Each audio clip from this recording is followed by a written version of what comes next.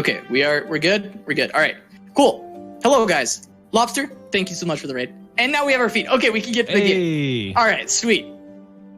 So we are back in it. It looks like BBG still fairly solid here, but this is going to be a Karma on board. He does have a way to remove. I assume this stun is targeting the Karma. He's looking for the Ravenous Flock. Yes, he's going to be looking to do a Ravenous Flock here to kill Karma, which will likely prompt a deny from 4LW, but certainly, as we know, you don't want to have a leveled up Karma in play for too long, because it won't be for very much longer after that, because the game will likely be over. Yep, yeah, it absolutely would cause the game to just end. So BBG definitely looking to remove, but 4LW being on deny might be able to just save Karma, but Ezreal going to come down instead. Now, tapping out of deny mana,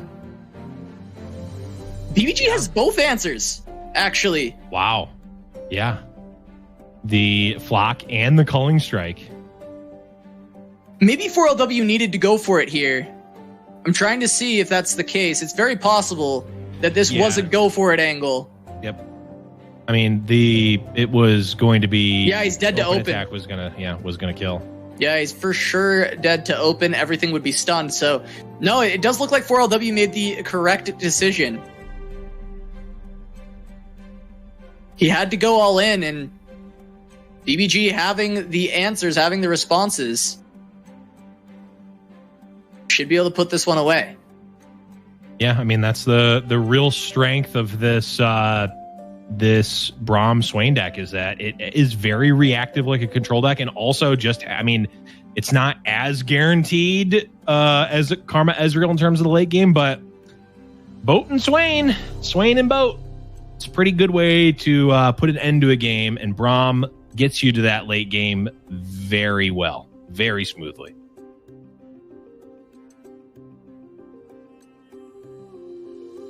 Yeah, so just going to let this go through, trying to hold on to spells. 4LW probably would like this turn to just pass back and forth, but BBG is not going to allow that. Culling Strike going to come out.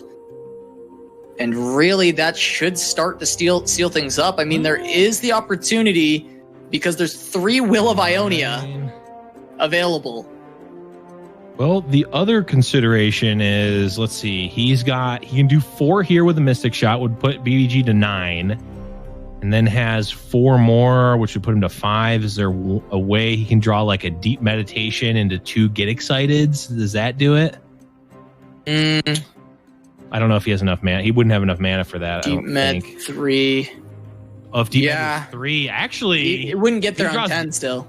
Oh yeah, he wouldn't quite get there. So he's looking for triple Will of Ionia to try and live, but it puts him on 1, and then you just replay Leviathan. Yeah. And also have Hand of Death as well.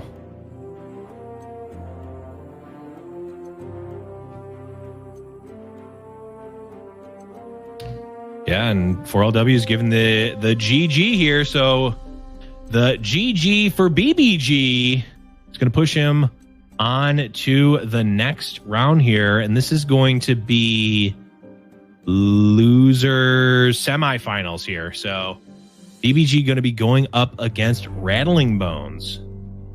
Rattling Bones made it through. Rattling Bones took down Yotsuba, and that's the aggro lineup again, similar to what Winding God is running.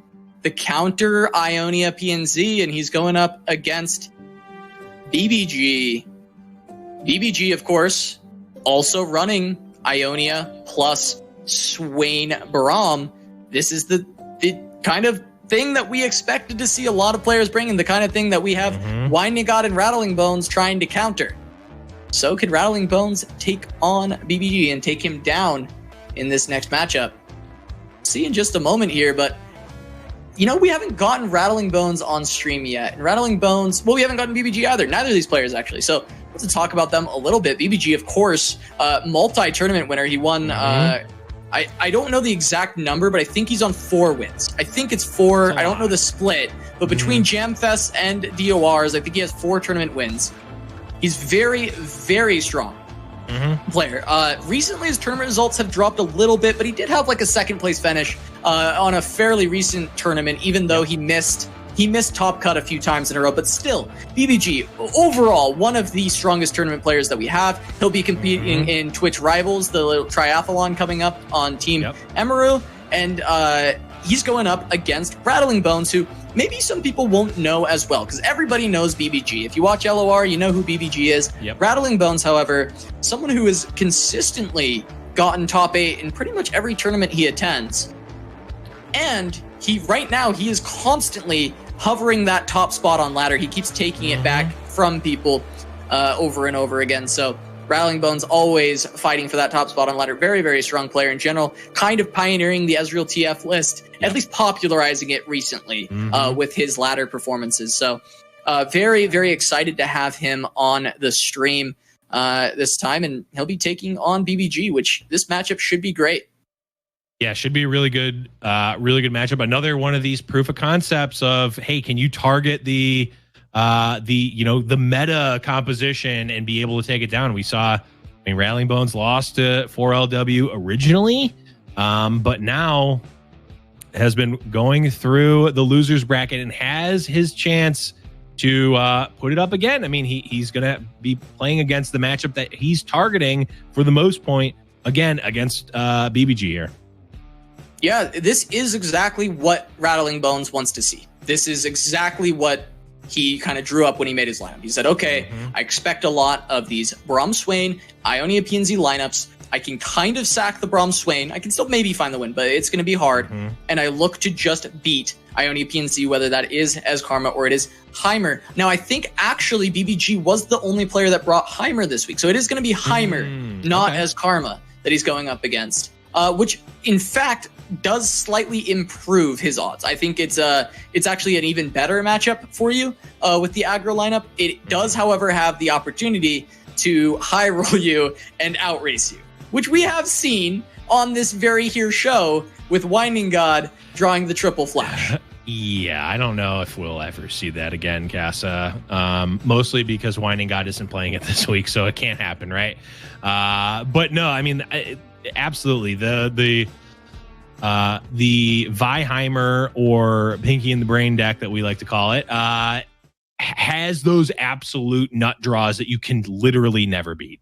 But as we say that, the Braum Swain deck here is very it is very interactive deck. It's got the ability to go toe to toe with a lot of these more control decks, because the control decks, they're trying to be interactive as well, but the Ezreal Karma deck specifically doesn't have a ton of ways to specifically protect their champs. They have some, and they have the ability to sort of go over the top of the interaction, but if you can deal with all of their champions, they're in a really bad spot. Yeah, this is going to be an uphill battle in general for BBG, of course, but with that specific deck, like you talked about, the Braum Swain does have the advantage in these matchups, does have ways to deal with champions from Rattling Bones, has a way to deal with the aggression in general.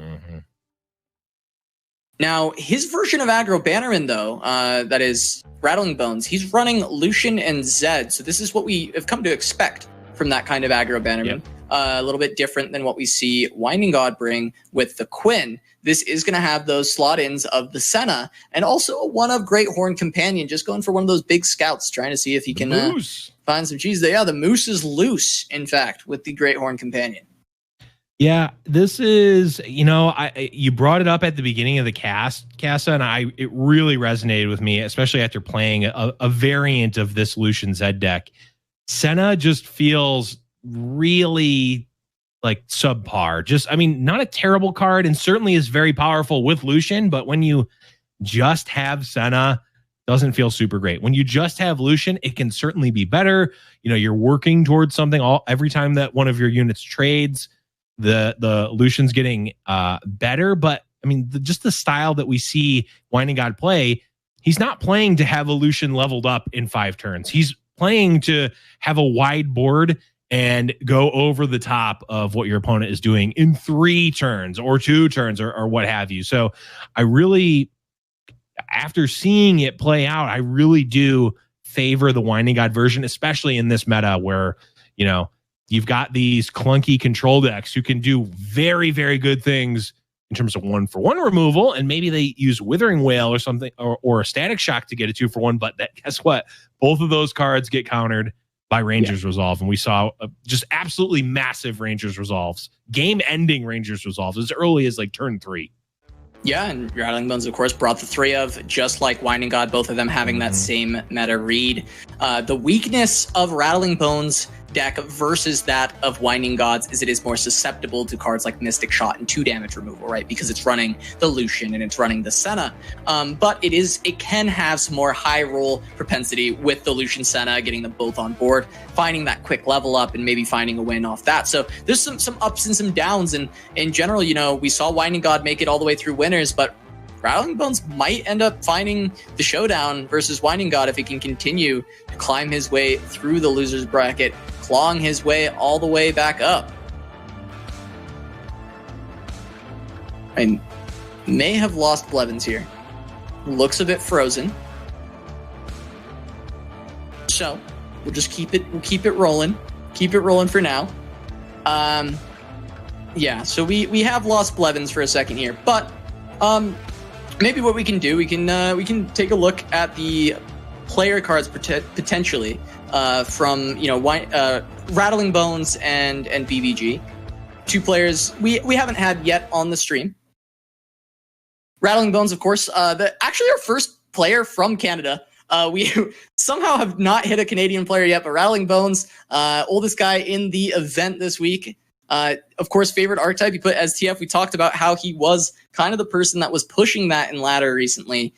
Very, very strong plays from him. Rattling Bones, he does stream over, you know, on LOR_Rattling Bones. I know a lot of people may not know him, but you should. I think he's an incredibly strong player that we've seen from tournaments. Really having almost always top 8 results. I think I can't remember a tournament that I've seen him in that he hasn't top cut. I'm sure it has happened, but haven't seen it recently. And of course, Bruised by God. Everybody knows BBG.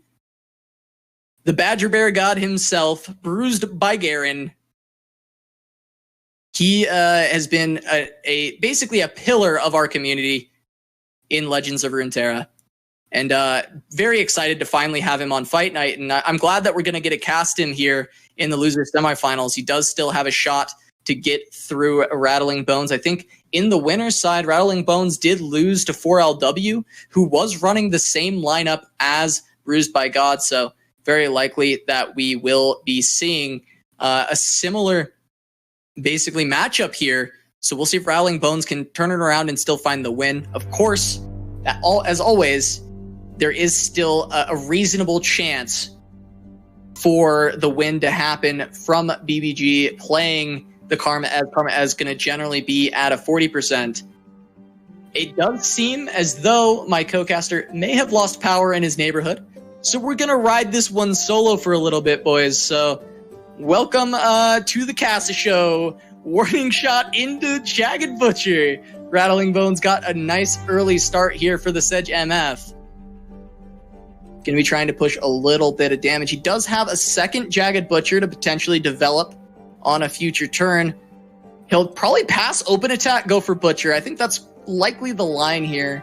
Whereas BBG does have some answers available, does have these culling strikes, can help him deny the plunder. I think denying plunder can be very strong here. So I would expect BBG to try and deny that if he can with something like the culling. The problem with culling strike for BBG is it's very weak to a Fury of the North, but I don't know if you necessarily play around exactly that card, and he doesn't. So he will get punished for the culling strike, and he's going to take 7. This is a very aggressive start from Rattling Bones, as he's already pushed BBG down to 9, and he gets to develop that Jagged Butcher. BBG does have the girls, though. He's got the twins. He's got the Disciple Demolitionist. Going to be able to push a little bit of damage back and start to level up the Swain. Here we are. Yordle Grifter or Island Navigator, the potential plays for Rattling Bones. Yordle Grifter lines up very well on the block, so he's going to go for that, but misses the Allegiance. So no pickup there.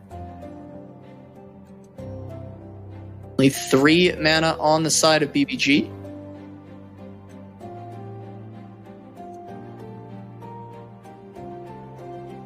Rattling Bones, considering the open attack. Now, I'm curious if he's worried about maybe a Braum. Braum plus Fury is a little bit scary to any development turn that Rattling Bones wants to make. But he does have the opportunity to go for something like Island Navigator. Omen Hawk could be pretty reasonable here. And just going to accept these. These are good for Rattling Bones. He gets positive trades, deals 3, and then can go into his development step pretty happy about the damage he dealt. Kindly Tavern Keeper going to nullify the damage that was dealt on this turn, but still, staying below 10 HP, Rattling Bones does feel very advantaged, especially with the Riptide Rex potential to come out on turn 8 alongside this warning shot from Yordle Grifter. So he's got a lot of pressure that he's already put on BBG, and BBG has a fully reactive hand with the Death's Hand, the Culling Strike, and the Ravenous Flock, and now picking up a Leviathan. It's a little bit too soon for that one. There we are. Death's Hand going to remove 1, but there comes the Misfortune. Culling Strike, more reaction, more reactive cards. Going to put in a little bit of work. So we push Rattling Bones to, this is turn 7, I believe. Riptide Rex still 1 turn out, but he's got a second Rex. Rattling Bones looking very good with these Rexes. And he's just going to go for the full wide attack instead of scouts. His scout attacks don't line up too well into the 3-3. He'd rather just get as much damage as he can push. And that will be putting BBG down to 4.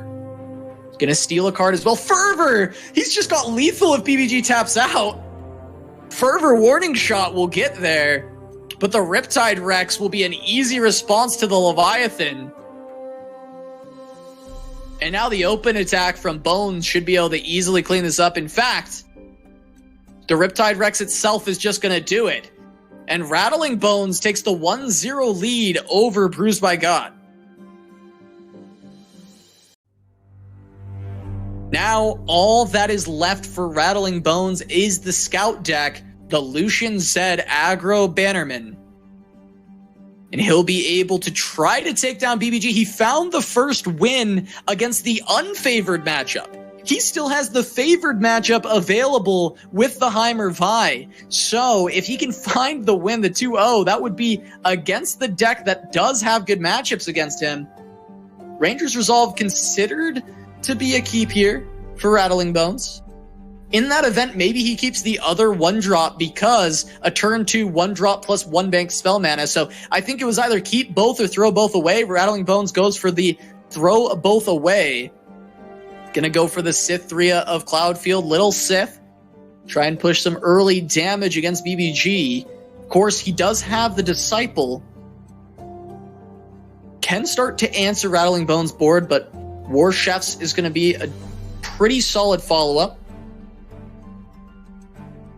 Comes out first. Culling Strike available, Disciple available. Sentry is a great draw to try and fog an attack step of Rattling Bones with the stun. See, Protege. Very, very good pickup for Rattling Bones here. Much harder for BBG to deal with a Laurent Protege than it is to deal with the Senna. And it works a little bit better in general with the Bannerman on 4. Sentry going to come down to try and dissuade the attack. Because this is Bannerman, I could see Rattling Bones hold back the swing, but the trades in general are solid. He does get the even 1-for-1 of the cards, and he gets to push damage, so he does decide, hey, I'm going to keep the aggro rolling. I've got a turn 4, turn 5, turn 6 in hand already, and maybe he can even go for this Grizzled Ranger instead. But BBG with the Braum. Of course, Braum historically has been a very good answer to Demacia decks. And Braum, now that it's been buffed, is even better because you can get that Poro.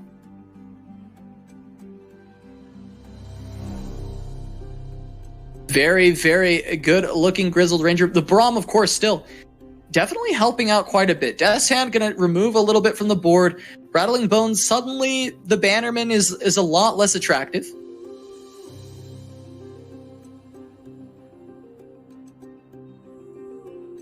Going to get Fleet Feather Tracker into Bannerman, a 1-drop, definitely helping out this hand state. The 3 and the 2 here did not look as good as wanting to develop the Bannerman, so getting a 1 as well would be very good.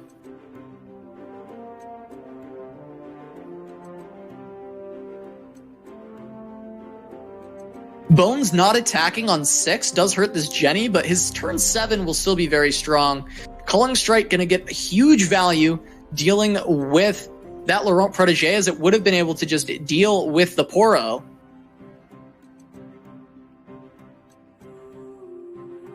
But the Braum does get to block very effectively into either the Badger Bear or, of course, this Bannerman. It'll very likely going to be the Badger Bear that it would block. Considering a pass even, Rattling Bones. Just trying to keep a big board for Jenny to come out later on.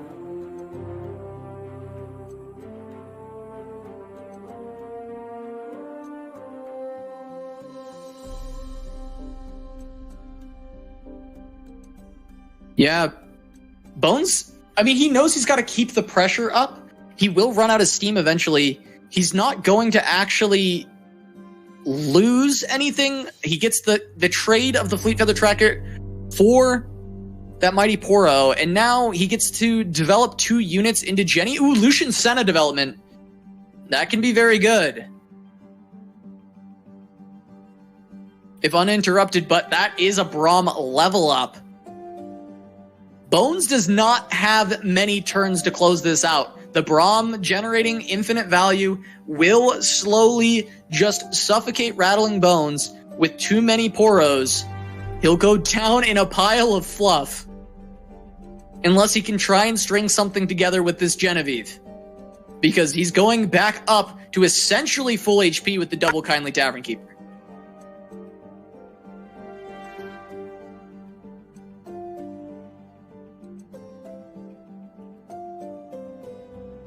Going to be a full round ordered for BBG as he gets plenty of drinks to heal up. Rattling Bones does get another Fleet Feather Tracker. It fits in the curve with the Jenny.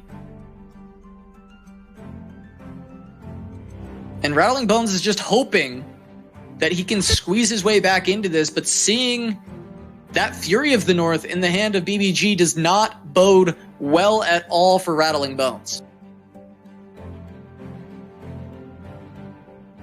He could go for the Braum clear, potentially, but that does open him up even further to that Fury of the North, and the freeze from the Ice Veil Archer makes it even worse, because not able to use Jenny on the attack. Okay, this pull on Braum, though, it works really well with the Frostbite. This is a very smart line from Rattling Bones. I do like this quite a bit. Not going to spawn a Poro. Does allow for the attacks. But the blocks are available, and BBG's got another bevy in hand with the Kindly Tavern Keeper to heal up yet again, alongside having the Fury of the North to try and clear away something if he wants to. But yeah, he can't really deal too well with the Lucian Senna pair. At least not just yet. But overall, I still like BBG's position, especially because this Braum is going to be able to try and clear away the Lucian, start creating more Poros. And the blocks are not good for Rattling Bones. He doesn't have a good way to start turning this around. He needs to hit something like second Genevieve. But even then, it might not be enough.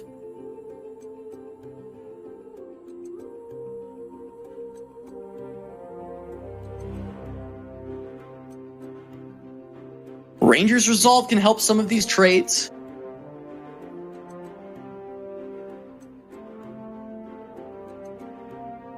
Rattling Bones should be able to get something off, but actually BBG picked up another Ice Veil Archer. He could just freeze Jenny once again on the attack. Not allow for the scout unit to get anything done. There it goes. The Sennas are really the only units that can create pressure. Jenny gonna pull Braum once again. Trying to prevent the Poros from overrunning him, but the blocks are there. And still the potential of the Fury of the North to try and turn this around, as well as having the Death's Hand. Both could be removed. Well, Death's Hand, of course, going to be stopped by the Ranger's Resolve. Maybe Bones can make it back in if he finds another Jenny. He needs the top deck quality to be incredibly high in order to figure this one out. But of course, again, this was the matchup that Bones expected to lose.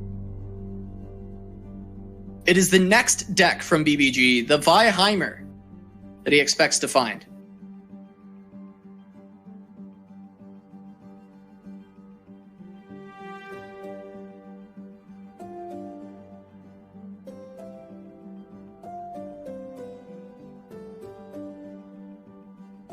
Mighty Poro likely goes unblocked here.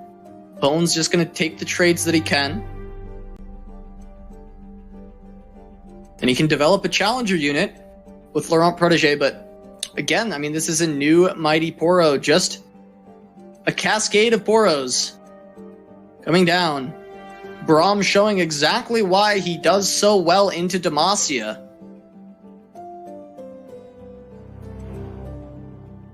Continuing to just wall off Rattling Bones. Bright Steel Protector.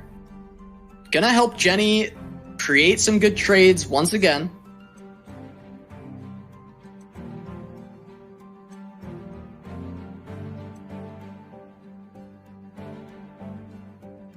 And it looks like Bones is gonna try and remove this Braum.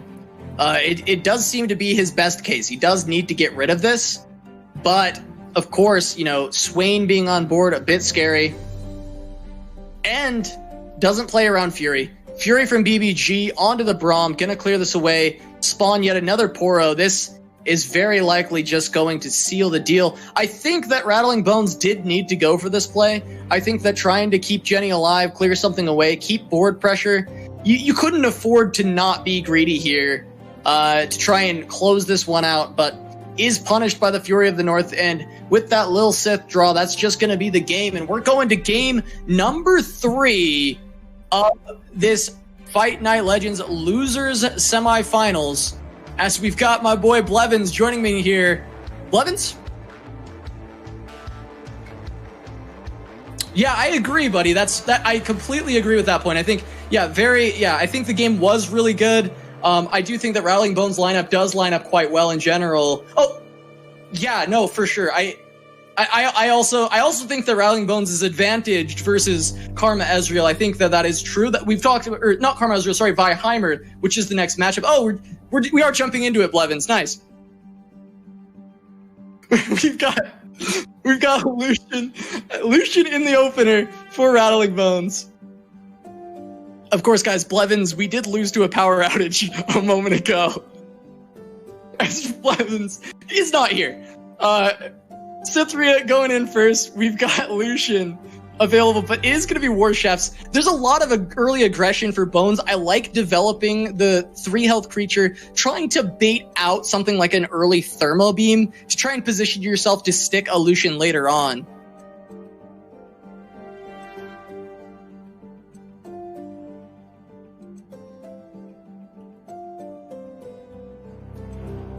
The thought, or the burden comes down to BBG. He does have the claw to try and deny something here, but I like the trade of Lil Sith if that happens.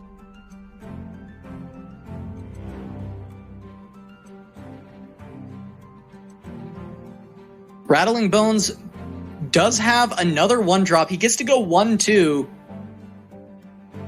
There's still potential for a Thermo Beam from BBG onto potentially the Lucian, unless he wants to look for the Mystic.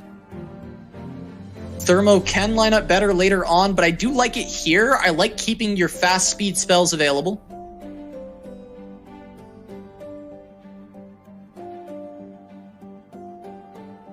And now we get a swing in. Rattling Bones going to be able to clear away the units on board, still push 3 damage. And the really scary thing that Bones has is actually this Great Horn Companion. If it's not dealt with by BBG, I mean, that's 10 damage threatened each round. Attacking for 5 on Scout. Very, very powerful if unanswered. Bones gets the Laurent Protégé. That's difficult to be dealt with for BBG. And Mystic Shot going to take down Little Sith. But now that maybe frees up Zed, but I think Great Horn Companion likely going to be the line, and it comes down, and there's not a good response for BBG. He can go for claws and trade away, I suppose, with the flash of, or not the flash of brilliance, sorry, the twin disciplines. But it's using a lot of resources, and a resource he really wants for Heimerdinger in order to stop this giant moose from just trampling him. The one of Great Horn Companion, it is a scare card for sure.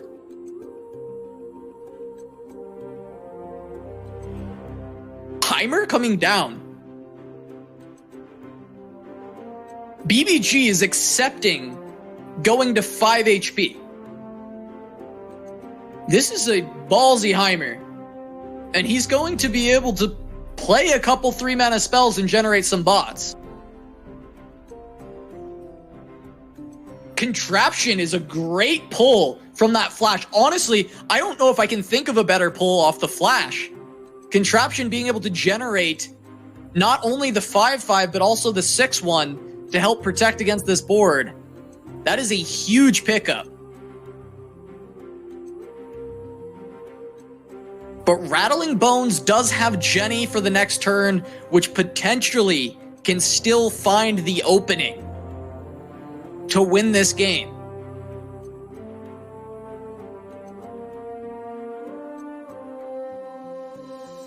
The Jenny is key, as we will see potentially just this kind of race coming out of BBG. It's going to force 9 damage this turn. Likely goes for the Mystic onto the Zed. I wonder if we'll see Ranger's Resolve now from Rattling Bones, if that's the case.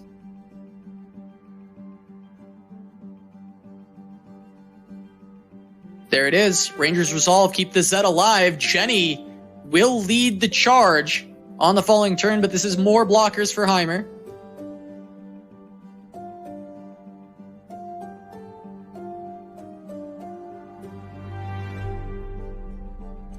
Jenny comes down. The Mystic still hits Zed. Oh, it looks like no. It looks like that was the Mystic that was played. It looks like the hand from BBG's stream. It looks like there is a freeze on his stream. So please ignore the hand on the top corner. In fact, if we can get it away, let's take it away for now. Rattling Bones does have the Scout attack to go in. I know there was a deny in hand, but I don't know what the draw was from BBG. So I don't know what he can defend.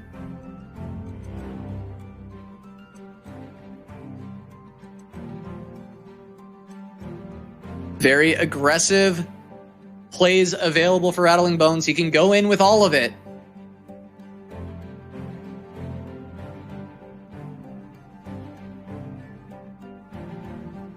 The blocks can come out. BBG can live, I think. I'm pretty sure BBG has ways to survive. He blocks Great Horn Companion, he chumps the Zed.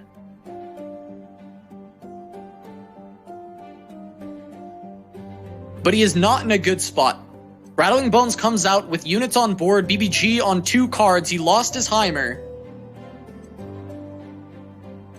He needs a miracle to come back into this, and We don't have the hand, so we'll have to wait and see what that miracle may be. But BBG considering holding back the 6-1 overwhelm. So BBG looks like he's saying race. I'll see you at the finish line, Rattling Bones. We'll see who makes it there quicker. If BBG can draw the burn, maybe he can find it. But he is on 1 HP. Pickpocket comes down. Rattling Bones gonna be able to refill with 2 4-drops. Deep Med, what can it find? Can it find burn?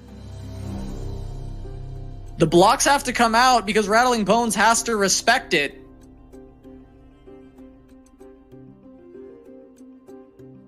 And he stays healthy at 7. I don't know if BBG can find it on 3 cards.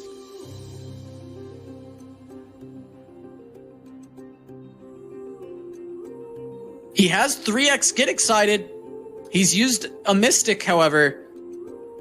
If he's on 2 Get Excited Mystic, even that is not enough here because he has to discard too many cards. So I think that just does it.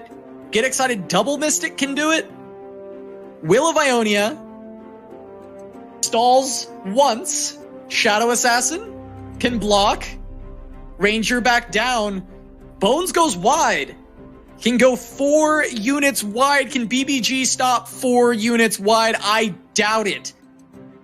As it looks like Bones may be marching his way onto the losers finals to face off against Gvuardya for a spot in the final. But yeah, BBG is going to call it. That's it. Shen emotes go down. Rattling Bones moving on to the losers final to take on Gvuardya. What did you think of that one, Blevins?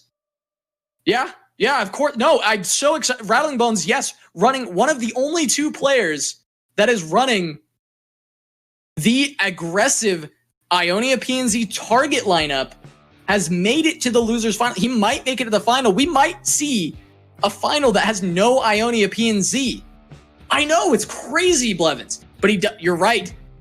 He does have to get through the previous champion from last week, Gvuardya. Gvuardya, of course, though, his lineup did not fare well against Winding God in the winners final. And, well, Rattling Bones has a very similar lineup, so it is looking rough. But, of course, as always, before we get into this, guys, we will see you in just a moment for more Fight Night Legends. But we're going to be right back after a quick break.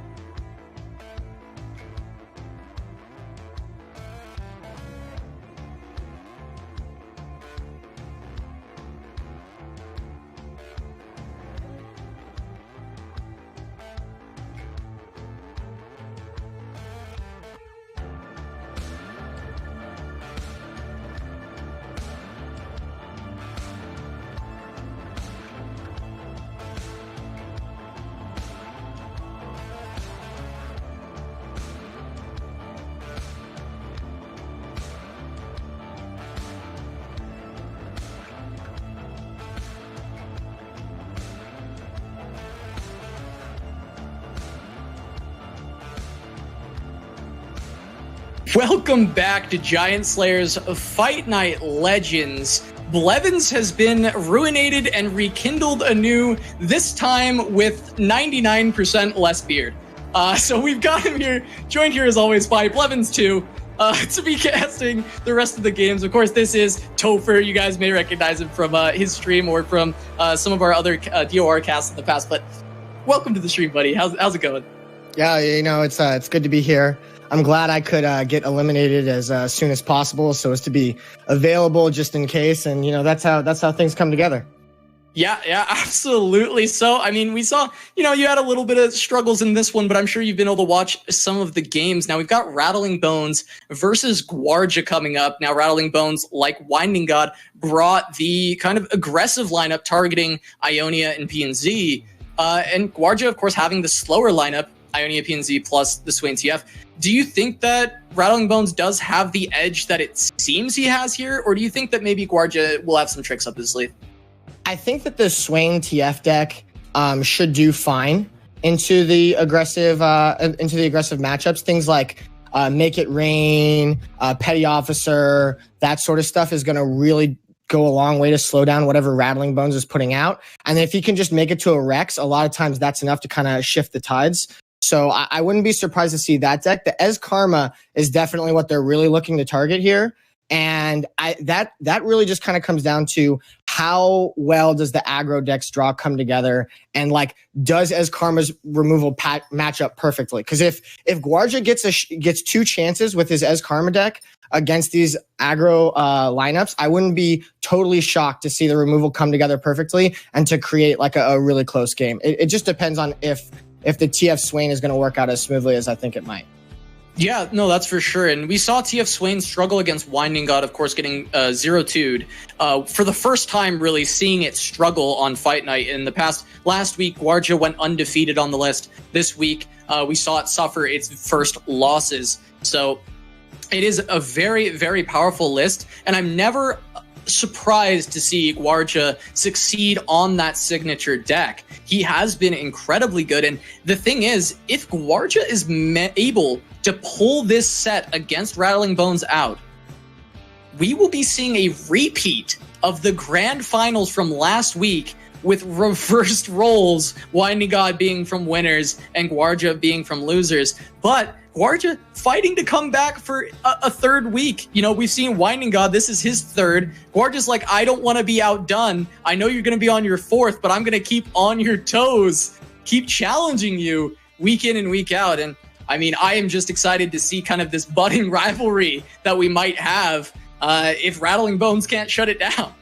Yeah, they're really well set up to try and create that show fulfillment with the Kaiba Yugi drama back and forth. They're really going for it. Rattling Bones is going to want to play spoiler. I've seen a lot of people kind of talking in chat about how, you know, like Winding God draws lots of assessors, or the Gvuardya generates the get excited and the deny he needs. And like, I can promise you guys that in order to win a tournament or make it to the finals in a tournament, you have to get some good breaks and you have to play really consistently well, right? Like, if people don't just accidentally stumble into these finals, like, it's happening. Yeah. And there are games, I guarantee you, in every good tournament run for every player where they've had something fall their way. It's the fact that they play really well consistently and they're there to capitalize on those opportunities.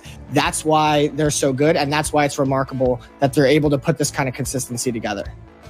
It is amazing to see the consistency out of these players, like you mentioned. And the other amazing thing for this losers final is Rattling Bones lost first round to 4LW, and he has made the full losers run all the way back to the losers finals to take on Gvuardya. And this feasibly should be his easiest matchup.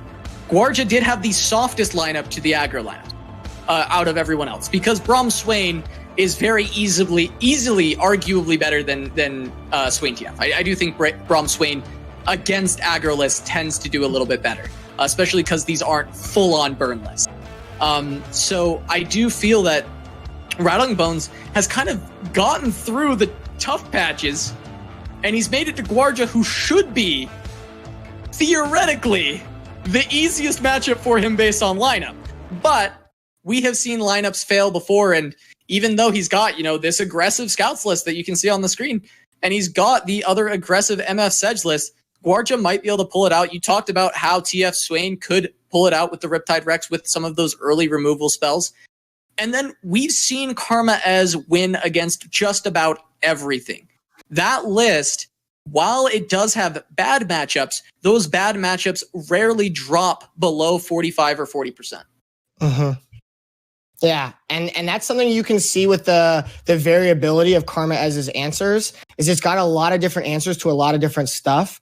And that's what, like, in card games, like, perfect answers beat perfect threats. If you just 1-for-1 your opponent until the late game, if your answer lines up perfectly into their threat, you actually, I mean, depending on the quality of threats, but usually you'll be able to make it to the late game and turn the corner. So that's kind of what it's coming down to with this Ez Karma deck. And you can see in this in the Ez Karma list that Gvuardya is running is that people are teching for greedy matchups. They're teching for the Mirror. They're teching for Heimer Vi. They're teching for War Mother's Call. That really big, expensive spell. A lot of people are bringing multiple denies. And those spells, those cards, those tech choices will not be as good against the aggro decks. Yeah, they definitely will not. And here we are. I mean, Gvuardya, I think this is the correct way for him to queue, though. I think leading off with Ez Karma, he has to find the win, give it as many chances as it can. He's going to lead that off against Sedge MF. Concussive Palm, great start. You always want to have that in the opener against these aggressive lists. Yeah, definitely. It makes a lot of sense to ensure. I wonder what Gvuardya thinks is the softer matchup for his Ez Karma deck. I'm guessing it's the MF Sejuani would be a little bit slower than the Lucian Zed with the triple Relentless Pursuit. So he probably wants to ensure that he gets a chance to play against that MF Sejuani and that it doesn't get out of the bracket before he can face it with his Karma-Ez. Right, that does seem to be the case. And Jagged Butcher leading off for Rattling Bones. He does have the Omen Hawk on top. So he's got a couple one-drop options. Goes for Jagged Butcher instead of Omen Hawk. This is a question we see kind of all the time. I think when you have token on 1, you go Butcher. If you have token on 2, you go Hawk and you go for the buff. I guess is what we generally see. Yeah, that sounds right to me. To be honest, I don't play a lot of Omen Hawk Jagged Butcher decks, so I'm gonna defer to your. I have played plenty of MF Sedge, and that's generally my thought process. Yeah, I think it makes a lot of sense to me. Yeah, so we do have no early plays for Gvuardya. He does have the Shadow Assassin here. Instead of going for any of these spells, trying to set up for potentially, I guess he's saving Thermo for a bigger threat like Misfortune. Now, obviously, these are small potatoes on the board right now, but he's already dropped down to 15, which can get very scary. Your HP total is very, very important to watch against this aggro list, as Riptide Rex can come down and basically just end the game.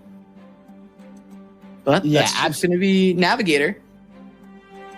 Absolutely. And the Navigators are where the pressure is really going to get turned on. Ez Karma does not enjoy its opponent having extra attack steps. It's really a bummer.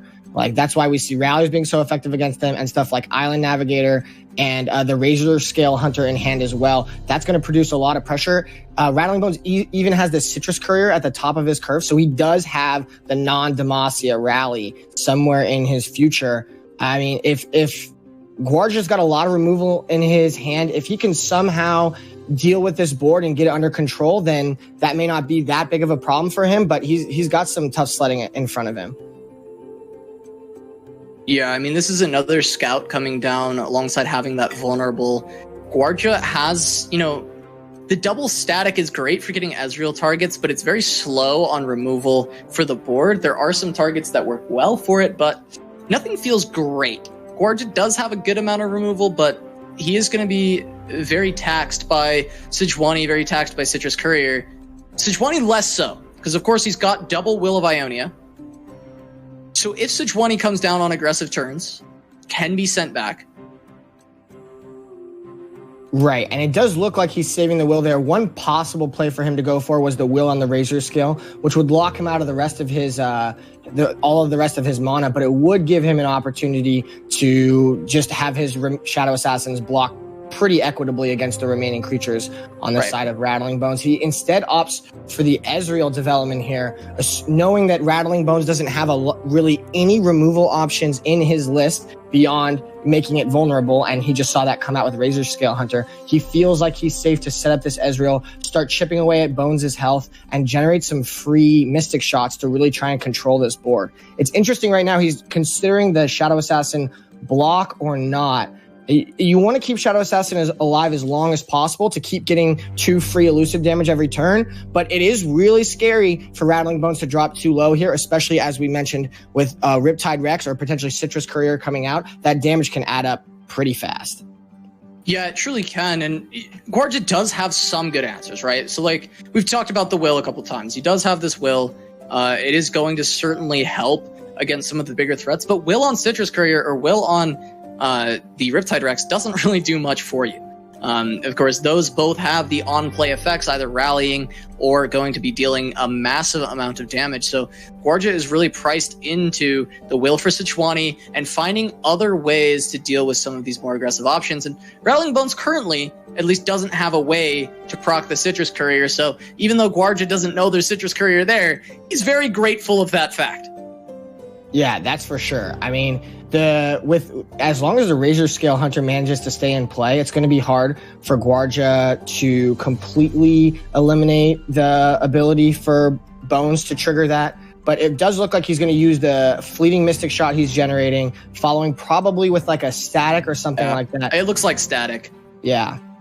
And that's not only going to get the board under control, but it's going to start stacking Ezreal really, really fast. And you could 3 of 8. So this is going to be 5 of 8. So we're not that far away. Like a will a couple turns on Sejuani, and you throw a Static Shock on top of there, and all of a sudden Gvuardya's killing Rattling Bones. So this is Gvuardya's bought a lot of time here with this draw, and the Sejuani is not going to get it done with this will.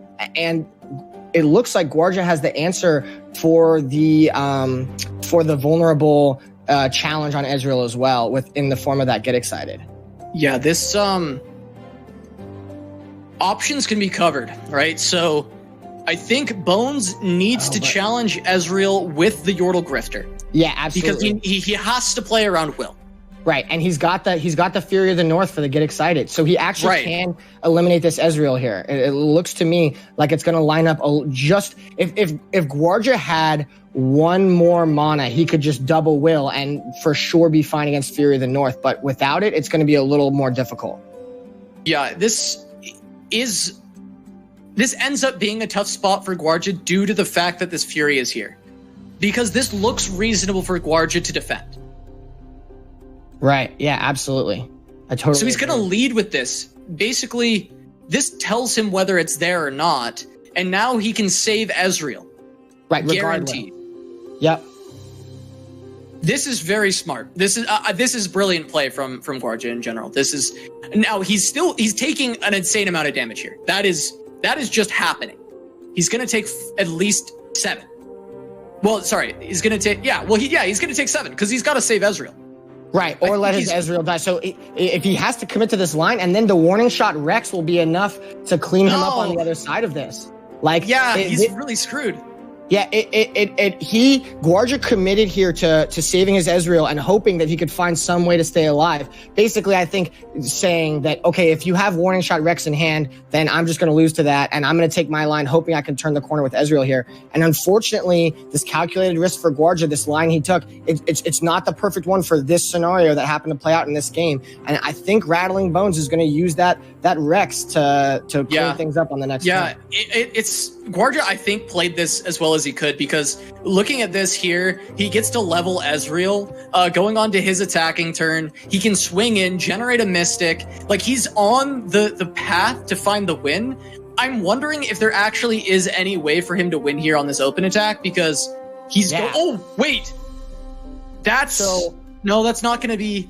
He has to hit something big because he's got 4 damage from the Mystic plus another 2, so 6. So that brings Rattling to 9. Another 2 from the pulls, that's to 7. And then you have to hit burn. Yeah, you have to hit burn. You have to hit Get Excited plus another burst spell, like a... Yeah, but you don't have the mana. You don't have the mana. Oh, you're right. You're right. He'd be one mana off. The math is just not with him. He just could not find enough time. He was so close. This was so close to what he needed. He found so much time, and he almost found enough. But this is not. It's so close, but he just can't get there. It is so incredibly close, but he can't find it. Bones. I mean, this is the matchup. This is what he wanted to get. Yep. This is, and I think if my suspicions are correct, I believe that this is the softer matchup for the Ez Karma. I think this deck is maybe a little slower. I guess we'll find out. I'm really not 100% because the Demacia deck doesn't have the top end of Riptide Rex, but it does have a bit like the early game threats are a little bit stronger, and the Relentless Pursuits. Yeah, those are tough to handle. It's more rallies and scout attacks in general. It is a little bit harder on average when you're playing against those Demacia lists. For basically any Ezreal list all throughout history, decks that run rally tend to be difficult to deal with. And Gvuardya gonna Mystic Shot in his own face, gonna finish that one off. And there we are. I mean, Rattling Bones picking up game 1. He just needs one more to complete the loser's run to the finals. Yeah, he's right there. He's right there, and that was the deck he wanted to get out. So as long as he can get some rallies home, maybe a Zed to stick on board, something like that to give him a lot of pressure, it's going to be an uphill battle for Gvuardya here. Yeah, absolutely. It is very, very difficult for him to find this now because he has to beat the Scout deck twice with 2 decks that I would say are unfavored. So it's looking very difficult from my perspective here for Gvuardya, but we're gonna jump right into it. And Gvuardya gonna swap up, confidence builder. I was play his signature deck. He wants some momentum. I always do this. If I start with my weaker deck and then it doesn't, or the matchup I'm less excited about, and I don't get what I want to happen, I'll switch back to the matchup that I feel like I'm better off in to try to get a little momentum, build a little confidence, or at least make it a 2-1 instead of a 2-0. Just so you feel a little better about yourself at the end of the day. Right. Absolutely. Yeah. That's the goal. That's the goal. To sleep well at night.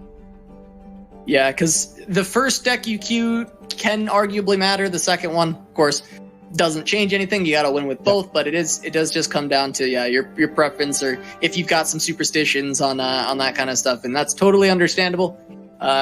Building that confidence back up. But this is a rally in hand for Bones. He's got a Zed as well.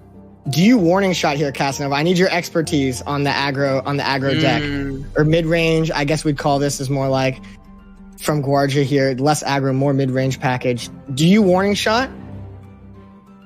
It looks like you can probably get the Pilfer off later, and a 3/3 does deal pretty well with most boards that Rattling Bones will put forth early on. It beats any 1-drop that Bones has, and also beats all the chefs. So as long as it's not exactly tracker into chef. Oh no! Okay. Why'd you do that to him? Oh, but the make it rain. He has he's got the make it rain. He's got the backup. He's got the make it rain. Everything's fine. It lines up very well into this board. It lines up extremely well into this board. And so Gvuardya gets to stall this even more. The make it rain, saved, chat saved. Okay, he's got it. They both drew exactly what they needed to. Right, Rattling Bones drew the War Chef, and Gvuardya drew the answer. Like it was so close to being a blowout, but they managed to both get what they needed. Yeah, and now Merchant can come down because there was the plunder. Gvuardya already taking Rattling Bones down to a 12 HP, and actually the Steel hand is one of the best hands at dealing with Demacia from this TF Swain list, because you just play their units but cheaper, and that does make you actually better in the matchup than playing your own cards. Yeah, absolutely. The steel hand is actually what gives this deck its flexibility, right? Like if you're playing against a really slow deck like War Mother's Call and you steal their Ladros, then you're in for a really good time, right? And it's the same with Demacia, where you can steal value-based creatures and then use those to block up. And this Culling Strike here is going to answer the Zed. That was a beautiful draw for Gvuardya there. Yeah, Gvuardya pulling everything he needs off the top this game. He grabs the Make It Rain originally to save this Butcher, then gets the Culling Strike to deal with the Zed, which he did not have an answer for. There was nothing he could do about that Zed right now, so finding a way around it was incredibly important. And now he gets to play a 3-mana Grizzled Ranger and try to set up for another Plunder to steal away some more cards. Yeah, and this is what I'm talking about with perfect answers fitting into perfect threats, right? Like Rattling Bones' curve has been good. His development has been strong. Fleet Feather into War Chef, right? Into Zed. He's had what he wants, but if the removal lines up efficiently, it's gonna favor the slower deck. You're gonna be able to trade 1-for-1, and you're gonna eventually be able to get to that late game. Now, the reality for Gvuardya is he doesn't have any of his late game in his hand yet, but he does have some more card advantage in the form of that pilfered goods. And the Relentless Pursuit, while it's amazing against something like Ez Karma, against a deck that's contesting the board, the rally effect actually isn't that powerful. And so that's almost a quote-unquote dead card in Rattling Bones' hand, although he does have 2 Jennies to go along with it. Yeah, Rattling Bones did allow the Plunder to come out, so this will allow this Pilfer to come through, and we'll see what he gets. Single combat can be very good here. It helps deal with the Lucian, and War Chef's just being a cheap unit to play, try and use as a blocker is pretty solid. But Jenny into Relentless Pursuit is what we're looking at from Bones, and it's looking pretty good for Rattling Bones with that kind of setup. Those are some good cards. You just named. Those are some good ones. And everything in Gvuardya's hand costs 1 or less. So that is not where you want to be on turn 6 and 7. Yeah, this hand from Gvuardya is only good if he top decks exactly Leviathan next, because then he can just spend this stuff out. He doesn't have any other plays. He just slams Leviathan, goes into Swain, following that up, and he's got a lot of junk on the board to help keep him alive. Yeah, but if he doesn't hit that, I don't know. It's looking pretty tough.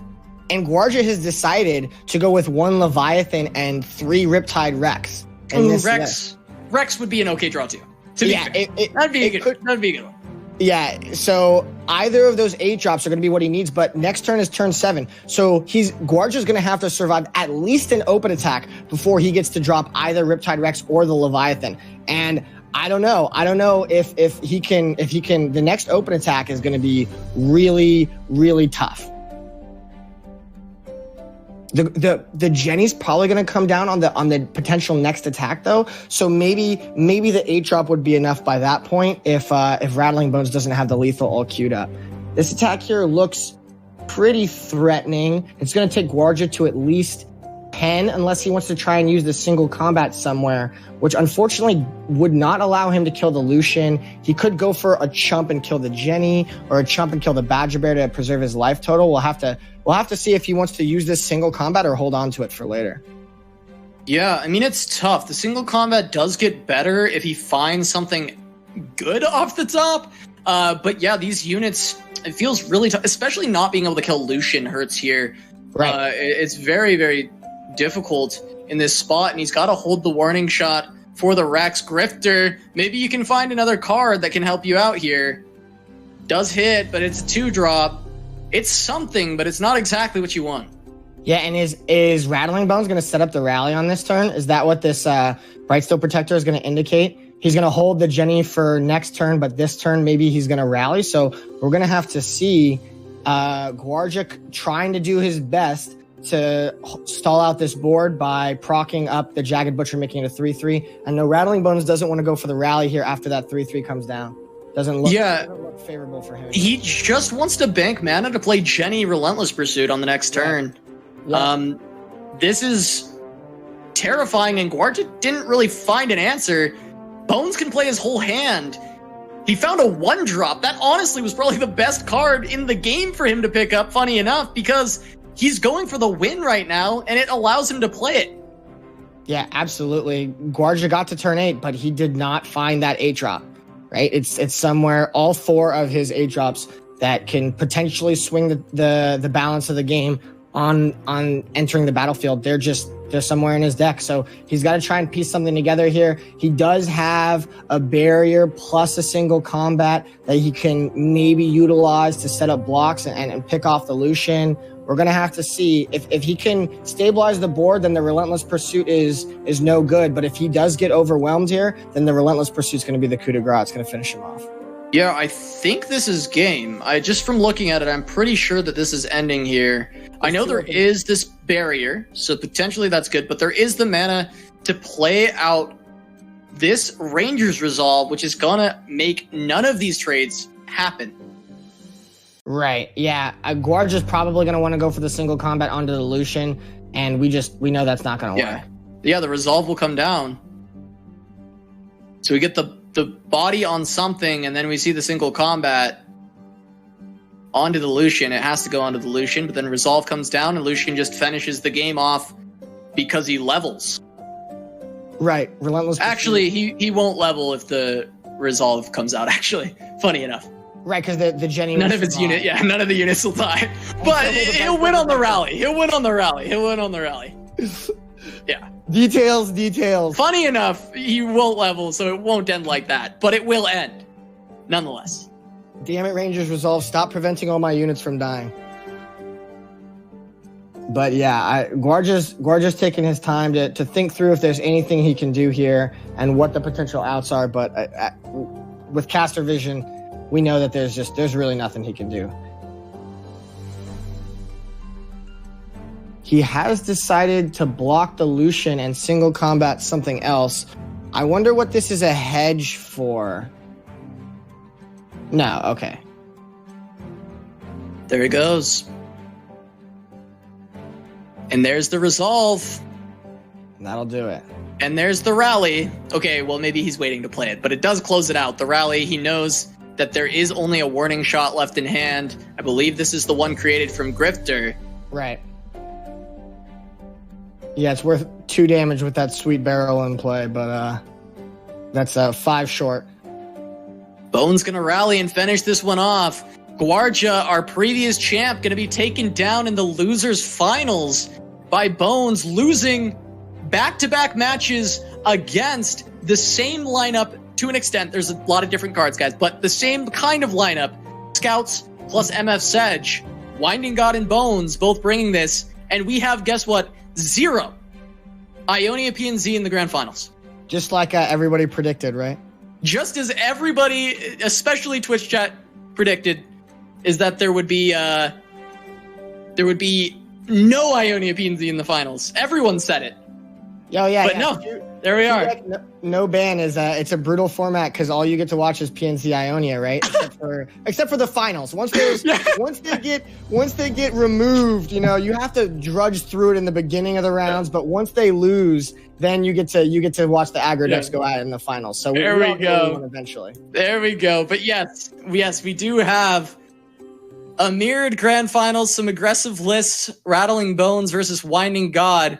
Winding God will be back once again next week for his 4th week in a row. Rattling Bones will be joining him, but this is the matchup to see who's the champ. And for the extra prize money, we'll be getting those matches very soon to you guys, but we are going to go to a quick 5-minute break, and we'll see you for the grand finals of Fight Night Legends Week 3 just after this. Don't go anywhere.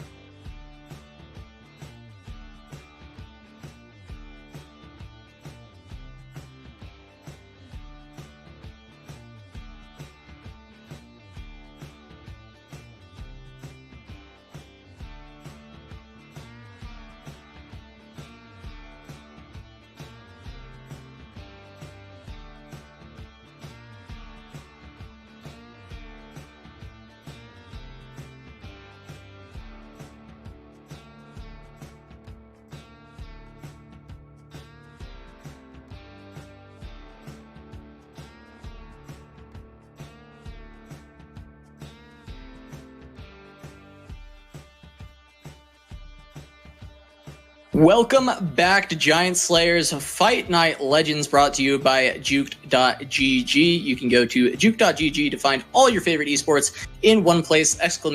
Legends in the chat for more information on that. But we are back with more Runeterra action. It has been an exciting tournament so far, and we've got some aggro decks in the final. No Ionia PNZ to be found. I don't see it anywhere, Topher. We've got none of it. Just gonna be Winding God versus Bones, duking it out with some aggro lists. And I don't know, I'm very excited to see it. But first off, let's go ahead and chat a bit about the format for people who are maybe just joining us or who have not watched Fight Night before.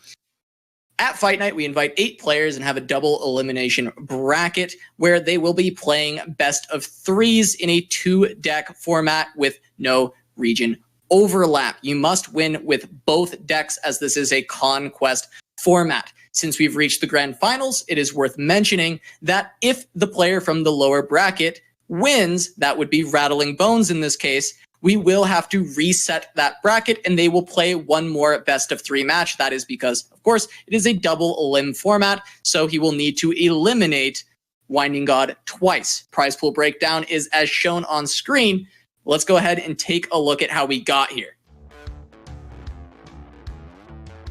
We've started out following Winding God all the way through the bracket, making it a very impeccable run through the winners finals, where he took down Gvuardya in the rematch from the finals of last week. And now he has to face Rattling Bones, who made the full losers bracket run all the way from losing first round to 4LW and is now in the grand finals facing off against Winding God. 2 very similar lineups with very different journeys through the tournament, Topher. Yeah, it's going to be interesting. Winding God thus far has gotten most of what he's wanted in terms of the matchups, right? He's been running into the Ez Karma. He's been running into those slower decks that he's trying to prey on with his aggro lineup. Now he's going to be forced to play against somebody who had roughly the same idea as him. So it's going to be interesting to see if, when he's not playing to what he was expecting, how well that's going to work out for him. Yeah, I mean, now it is just the aggro lineup. And, talking about these players' decks, the difference in cards is small because it is just the Lucian versus the Quinn, right? So there is the Senna taken out, and it does allow for different techs to be included. But in essence, they are similar decks. Do you think that the Quinn version will be favored against the Lucian version, or vice versa? Or do you think it's kind of just a coin flip mirror matchup and the techs aren't going to make a huge difference? I don't think the text will be particularly impactful. What I will say is that Lucian is at his strongest when you play him on turn 2 and then you play Senna on turn 3. Those draws can be really degenerate, right? Because you force at least somebody to get leveled. And if you have like a single combat, you can potentially even set it up the way you want to. So the high roll potential, I believe, with the Lucian Senna is probably higher, whereas Quinn is a bit more of a consistent card. It's kind of an army in the can card, right? Where you're probably thinking of it more as a card for slower mid-range decks or control decks, where they're clearing away your board. You play Quinn, you get 2 units, and you get 2 attack steps on your turn. So that, I think Quinn is not going to be what it's not for this matchup. I think it's to prey on the slower decks. So it'll probably be the Lucian Senna that's more favored, depending on how well Rattling Bones can protect that Lucian and how consistently he can get it set up with the Senna. Yeah, and then looking at the MF Sedge, these look almost identical. In fact, they actually are the identical lists for MF Sedge. So looking at this deck on screen, that's actually both of their lists for this tournament. So we may see an actual card-for-card mirror matchup between the 2 players if it comes down to MF Sedge. So that does come down to, small decisions. And then, of course, the draws, because this is a tempo deck. So if you get that lead, you're not coming back unless you find a Rex. Yeah, so that's definitely going to favor Yugi, right? The strict mirror matchup is slightly advantageous to the Gvuardya player. Yes, of course. Yeah, it does favor Winding God because, as we know, no one draws better than Yugimoto himself, Winding God, and he'll be able to pick it up. But yeah, it is going to come down to some micro decisions if they're drawing the exact same cards. But I think the Riptide Rex is the scare card there. It is potential, even if you have like a 1 and a 2 drop, that you might want to keep Riptide in that specific matchup. Absolutely. Like the over the top in the matchup, what you're looking for to really turn the corner, finish things off is either that Riptide Rex or the leveled Sejuani. So the leveled Sejuani is probably the most powerful effect that the deck can create. That's absolutely busted if you get it online. But right behind that is the Riptide Rex. The question is like, can the Rex kill the Sejuani? If the Sejuani comes out, you're basically going to need a Fury of the North to back her up and save her for Rex. So, and the other problem with Sejuani is that you need to be controlling the board the whole game. You need to be leveling her up, getting those stacks, and then hitting her down. That's not that easy to do when your opponent is playing the same sort of early game as you are, and you're not getting a ton of free hits in, right? So whereas the Riptide Rex, all you need is a warning shot, and bam, you slap that thing down for 8 mana, and it can turn the whole board on its head. Yeah, absolutely. It will be interesting to see if we see a Sejuani level up. We saw one earlier, but it was only on board for about a turn. But in the Tempo Sedge matchup, if they do kind of have the same kind of draws early on and they're just throwing their boards into each other, we can run into times where the leveled Sedge actually matters. But we're not going to get that matchup to kick things off. In fact, we are going to get Demacia from Rattling Bones, and Winding God will be playing Tempo Sedge. This is going to be a Zed hand from Bones. He's got a very good curve to set things up and try to just play stronger units than the tempo list. Yeah, it looks like Winding God, the only thing he's got to stonewall the Zed is he could Fury of the North something and make it gigantic to eat the Zed. That's going to be if Rattling Bones goes for the Zed and Winding God wants to take that path, it's going to be pretty obvious because he's going to have to pass with 4 mana up and not play anything. But we see Rattling Bones not even opting for the Zed here. He would rather develop the Fleet Feather Tracker, use the Lucian to give it Challenger, and start that Lucian on leveling and see if he can poke some damage in there. Yeah, I like developing Lucian, seeing if we can get him on the level path, seeing as how the only ways to remove him are, of course, going to be the Vulnerable or that Fury of the North you talked about, but especially if Bones can make a lot of resources be used on a Lucian, then suddenly he's in the driver's seat when the Zed hits the board if it can't be dealt with, because actually the Zed is a much bigger threat than the Lucian, right. Obviously, until the actual leveled up stage. Yeah, and if you let them both just hang out, Zed will just casually level Lucian on his own. Yep, right? yeah. He'll make an ephemeral. That thing will die every turn, and we already see a unit being traded off here means that Lucian is 1 closer, so it wouldn't take the Zed that much longer, especially when you've got stuff like Grizzled Ranger probably coming down this turn and being more than happy to trade off into something. We'll have to see what Winding God wants to develop. If he goes with the MF, that'll make the Grizzled Ranger a horrible blocker. That'll really reduce Rattling Bones' options. But we may see Winding God play the Yordle Grifter here. No, he does go for the MF. It's interesting to see Winding God take so long a decision. You know it's really close when he takes a lot of time because he normally plays so fast. So you can really see when he's agonizing between something of when he actually takes a bunch of time to look at it. Yeah, he is one of the fastest players that we do see as far as just kind of making those snap decisions. And it looks like Winding God decides that he's okay with the trade of Lucian for Misfortune here. He does need to play a little bit more defensively because he does win the late game with Riptide Rex and Sejuani. He needs to make sure that he doesn't get run over. And this is a good way to do that. It also means that if anything blocks the Jagged Butcher, he's accepting the trade with War Chefs, which I think is also a trade that you're happy to take. Right, yeah, absolutely. Here for Winding God, he knows that he has to keep triggering this MF ability to make it an actual threat. It's interesting with Rattling Bones to throw away his Lucian there when it's potentially going to be leveled with the Zed. I think MF really represents a threat in scaling up, and being able to trade that Lucian off means that the Grizzled Rangers are going to be able to actually play defense again. As long as that MF was on board, Grizzled Ranger wasn't going to do much on D. So that's helping, although now we get the Rangers resolve off the draw, so he could have used that to blank the MF ability anyway. It looks like the offense, though, that these Grizzled Rangers are going to provide is pretty great with the scout attack coming down, and wow, the Fury of the North here to block a Grizzled Ranger and eat it, and then threaten to potentially do the same to a Badger Bear, right? So that's making use of the Plucky Poro's tough nature and allowing it to potentially block and eat 2 things. It's going to make this attack really awkward for Rattling Bones if he wants to go in again. Yeah, he kind of uses Fury is essentially a fog mechanic here, just stopping another attack from coming through. I like that line a fair bit, and now he's going to steal a good amount of cards with the Black Market Merchant and the Yordle Grifter available.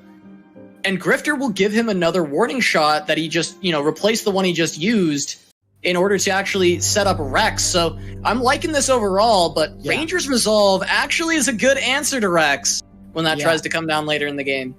I think this is really smart by Winding God here, right? He knows he didn't need to get insane value out of the Fury of the North. All he did was trade on a unit and deny another attack step. But he knows that he's got double Riptide Rex in hand. That's all the value he needs to win the game, right? So he's converting the rest of his cards. Instead of trying to get the most value he can out of them, he's trying to gain some tempo back because he knows he'll make all that value up in 2 Riptide Rex turns, no problem.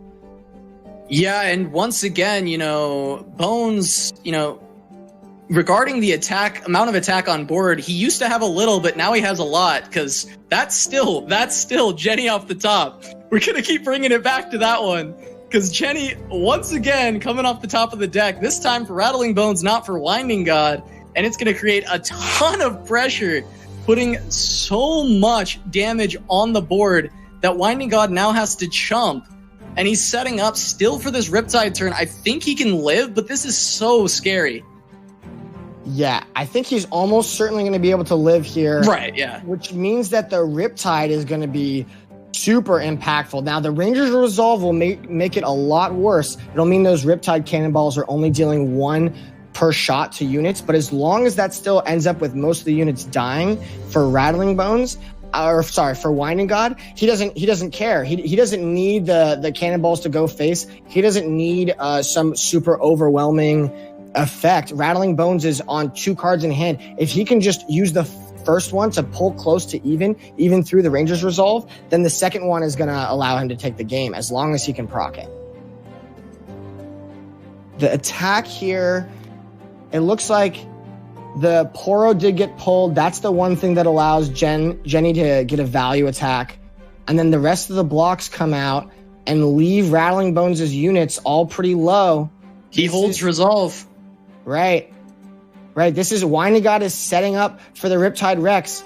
If without the Resolve, it would almost certainly clear the whole board. But with it, it's going to be a much more interesting prospect. Shadow Shift on Jenny. And the Resolve. Oh, wait, that's so good here, isn't it? Jenny. Getting Jenny back to try and redevelop a strong board.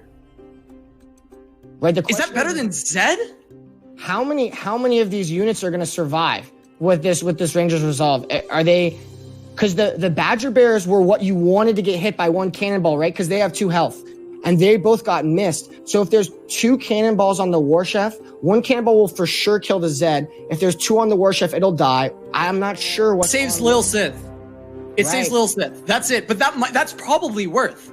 I think saving Lil Sith is actually enough to make it worth playing. Yeah, I agree. You need everything you can. And he is going to go for the Shadow Shift play to save the Jenny as opposed to saving just playing the Zed after the effect resolved. That's interesting. I think the Scout Attack plus the challenge makes it probably more valuable than 2 attacking 3/2s. So I think that's got to be correct. I think that's a good line from Rattling Bones. And you probably just take 7, keep as many units, go as wide as you can, so you can slam this Jenny once again. Bannerman. Oh, but he can't play both. He can't play both. And the Sejuani's going to freeze this Jenny. He drew another Sedge, so he's got the Fury. Right, he's got... So the Jenny can pull the War Chef to prevent it from, like, chumping, or maybe the 3/2 instead to prevent it from trading into a Badger Bear. But he's not going to get enough damage. He's going for the widest possible Bannerman. Oh, fascinating.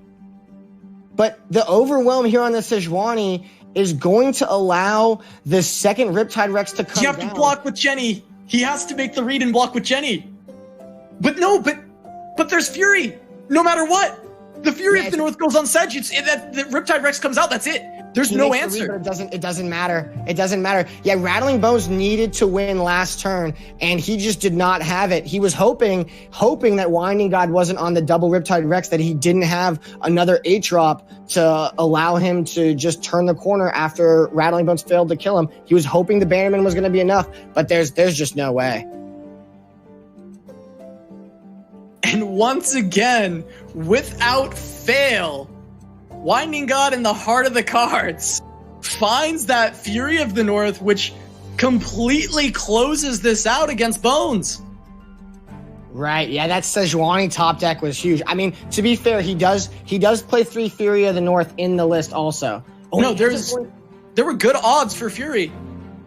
The Citrus Courier is, of course, the same here. The Overwhelm attack from Sejuani is doing exactly the same thing, so... I can't believe it. That looked so good for Bones, but instead, Winding God finds the first win, and now all he has is 2 games with his Scout deck to try and be crowned the Fight Night champion once again. Yeah, and we see the power of Riptide Rex. When you get to that's the thing about that matchup, is the late game is always going to favor the deck that has Rex versus the deck that doesn't. So we're potentially seeing a Jenny being kept by Rattling Bones. He's got a 1-drop. Can be pretty greedy if he hits a lot of high-cost units, but he does find a great curve here. Jenny on the other side for Winding God. Wow, okay. Very good hits. Yeah, his early game's looking fine now. Shouldn't be a problem. Oh, man, another 2-drop? Yeah, not definitely getting rewarded for keeping that Jenny. It's going to allow him to have a lot more late game power. So this is kind of Rattling Bones saying, like, I saw how that last game went. I feel like this game's going to go the same way. We're going to trade a bunch of stuff early game, and the power cards in the late game are going to be what turns the tide and what decides how this matchup goes. But Winding God, no 1-drop, no 2-drop. That's not very Yugi Moto of him. He's not on brand here with this particular curve. So we're going to have to see him play from behind a little bit. The Protege does threaten a very good trade, but the Ranger's Resolve could potentially protect the Lucian if you wanted to, but the Brightsteel could also get that done. So we'll have to see what Rattling Bones wants to go for here, or if he deems the Lucian even worth protecting at all. Interesting. So it looks like if he goes with Chefs, he's trying to bait in the attack so that he can maybe attack with impunity on the next turn. Right. I think that's the play here. I think basically what Rattling Bones is thinking is if he plays the Brightsteel Protector, sure, he prevents the Lucian from getting traded, but then the Protege is just going to trade into the Brightsteel Protector another 3/2. That's good value. So he's not denying that much value with that line. Whereas at least with this Ranger's Resolve here, he's denying a lot of potential value there. And he finds Senna. So this is a very scary board. Getting the Lucian and the Senna can potentially try and choose your trades as well with it. Once the Zed attacks in, you can sacrifice Senna to level Lucian. Incredibly threatening. So what's the logic here between War Chefing the Senna instead of the Lucian to allow the Lucian to heal back up? I mean, do we just not care about the 1 life at all? Probably don't care about the 1 life, and also it's like, I dare you to use a spell to kill my Lucian here, because then Senna ends the game. Right. So if that single combat was available, then the Senna just becomes ginormous and finishes things off. I think that's likely the kind of concept that he's thinking of here. And that makes sense, right? Because what does Winding God have in his deck that deals 1 damage? Nothing, right? There's no Make It Rains. There's nothing like that, right? It's just the mirror matchup. He knows that the 1 health doesn't really matter, so that healing on Chef, maybe that more standard play pattern that some people would just default into, not necessary here. Yeah, I mean, the only things can be Concerted Strike and a 1 of single combat. So yeah, this does play around single combat better because they want to single combat your Lucian. So just buff the Senna, right? And yeah, as you mentioned, no way to deal 1. So the 1 HP does not matter.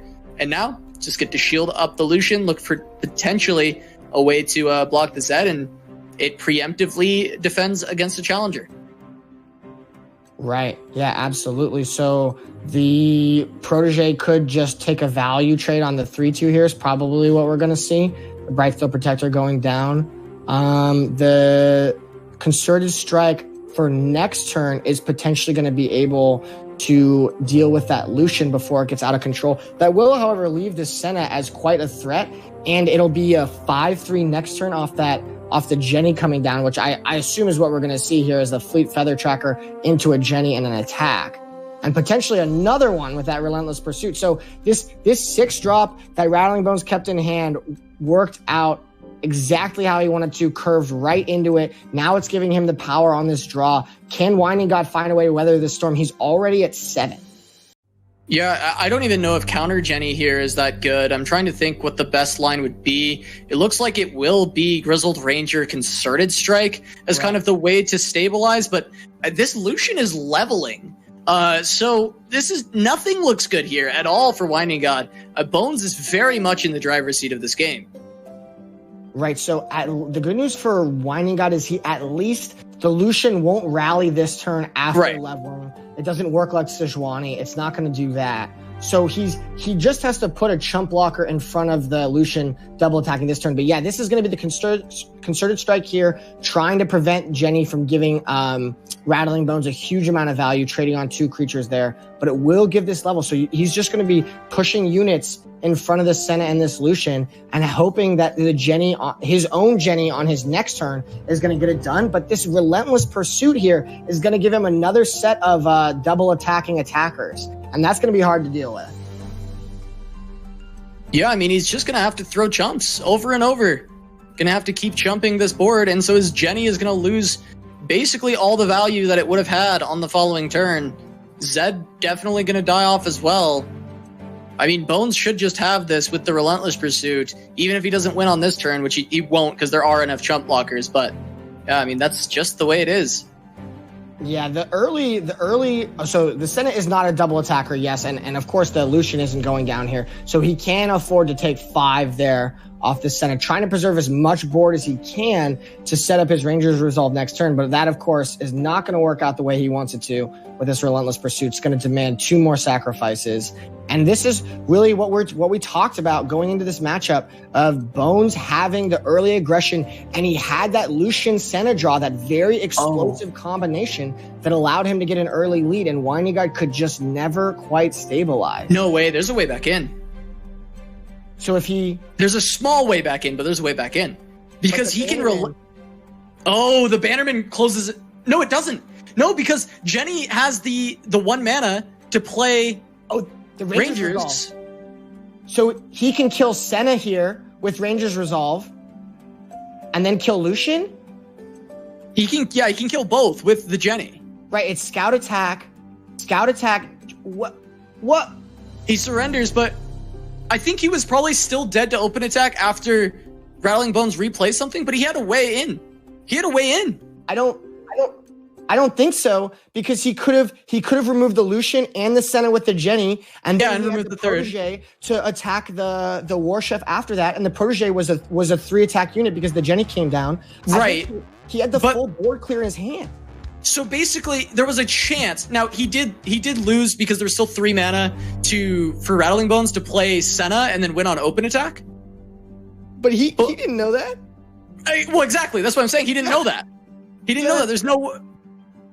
Wow, I can't believe we saw him just snap that surrender off. That's crazy. Surprised by that, but. Now we've got the inverse matchup from game 1, right? With Rattling Bones on the superior late game deck. So the question is can he buy enough time? And if we look at this Island Navigator is going to be a 2-for-1, although the Grizzled Ranger is also 2-for-1, so you can kind of keep up there. But then the Razor Scale Hunter should be able to do a fair amount of work. That's going to go a long way to stabilizing this early draw. And the double Sejuani, that's a powerful late game. We saw that landing home in game 1 for Winding God, and now potentially Rattling Bones can get that set up for himself.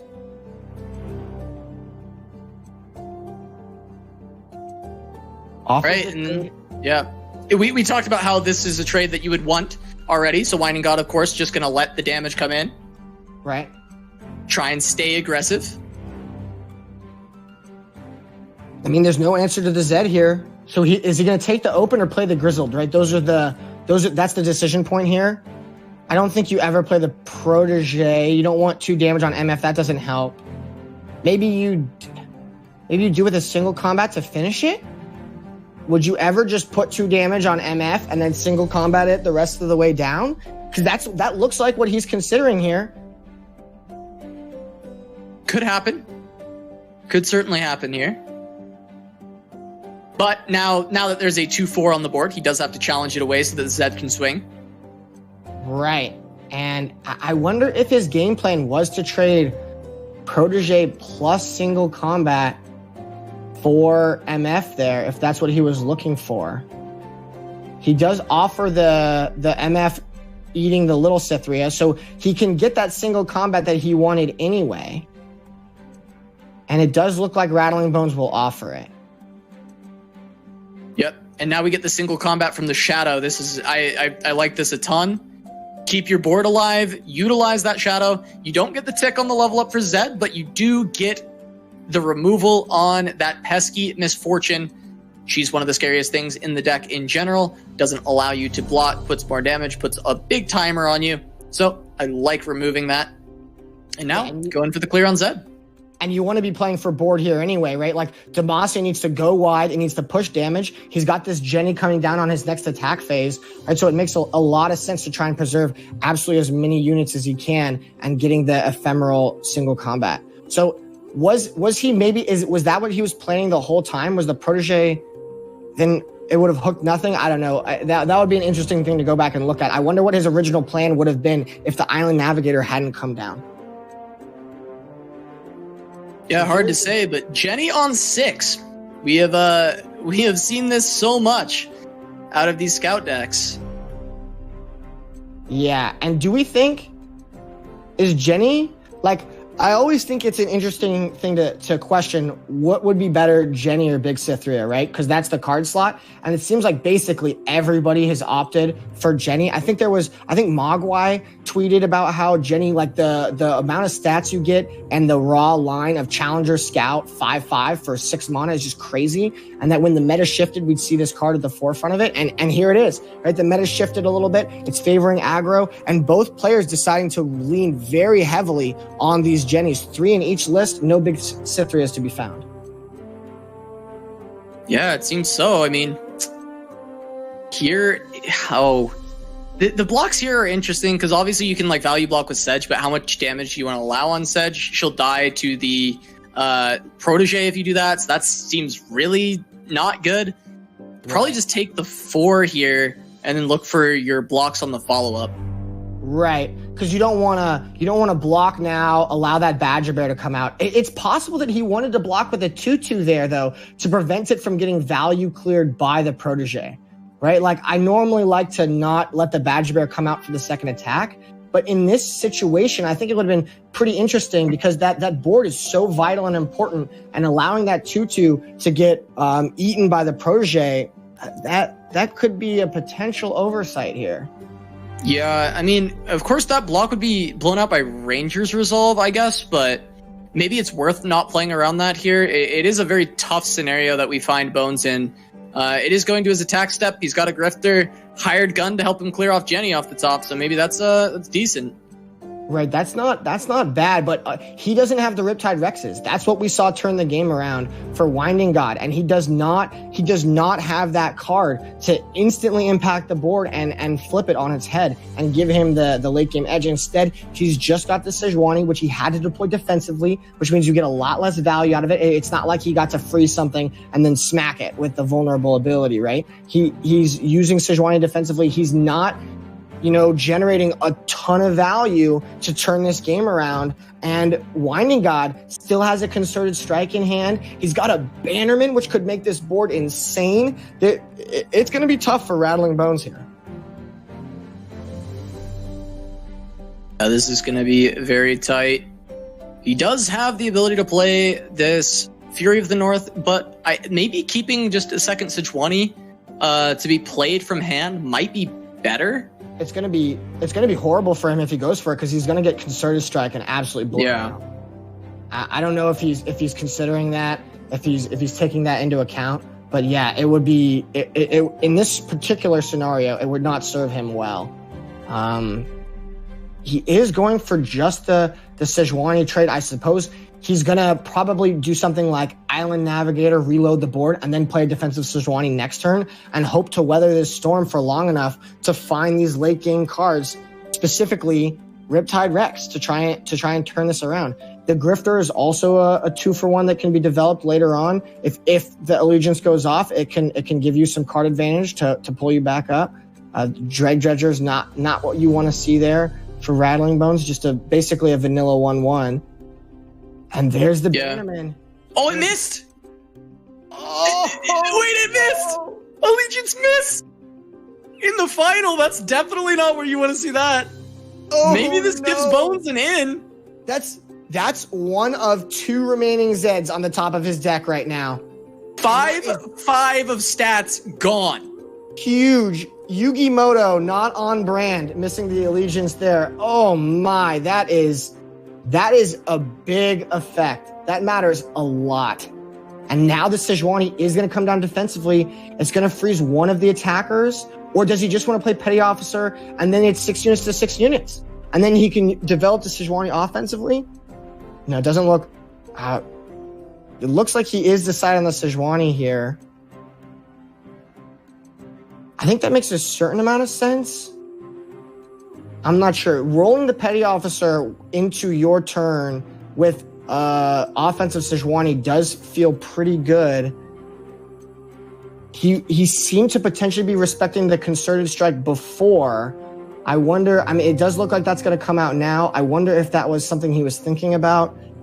The Petty Officer would have been probably better against the Concerted, allowing you to use your Sejuani the following turn and get the effect on it. Very, very tight game here at the end.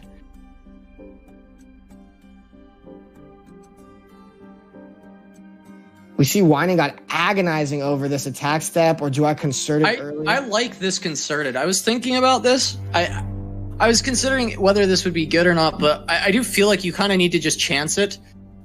Your Concerted doesn't generally get better than clearing away a Sejuani, and doing it now instead of giving him the option to try and get a value block and then use it to remove it and have a phantom block, I think is just going to be better for Whining God. He just needs to try and get this pressure out.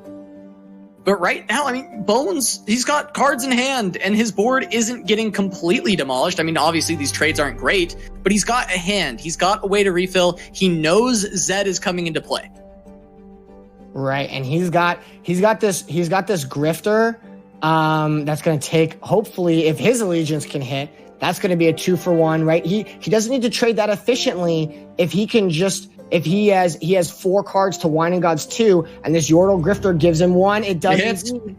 And now the Black Market Merchant with that warning shot is another viable 2-for-1, right? And we're seeing, this hired gun can combo beautifully with the Bright Steel Protector to try and give you some actual removal. What is the hired gun going to come down on? It's going to be one of the... It'll be on the 3-1, right? Because it's a 4-drop. Wait, no, it'll be the 3-2 because it's a 4-drop. 3-2, I believe. Yeah, it'll be on the 3-2. Attack is health, right? So he'll be able to just put this. Another unit. Bannerman not going to be good for him, but definitely huge to deny that from Whining God.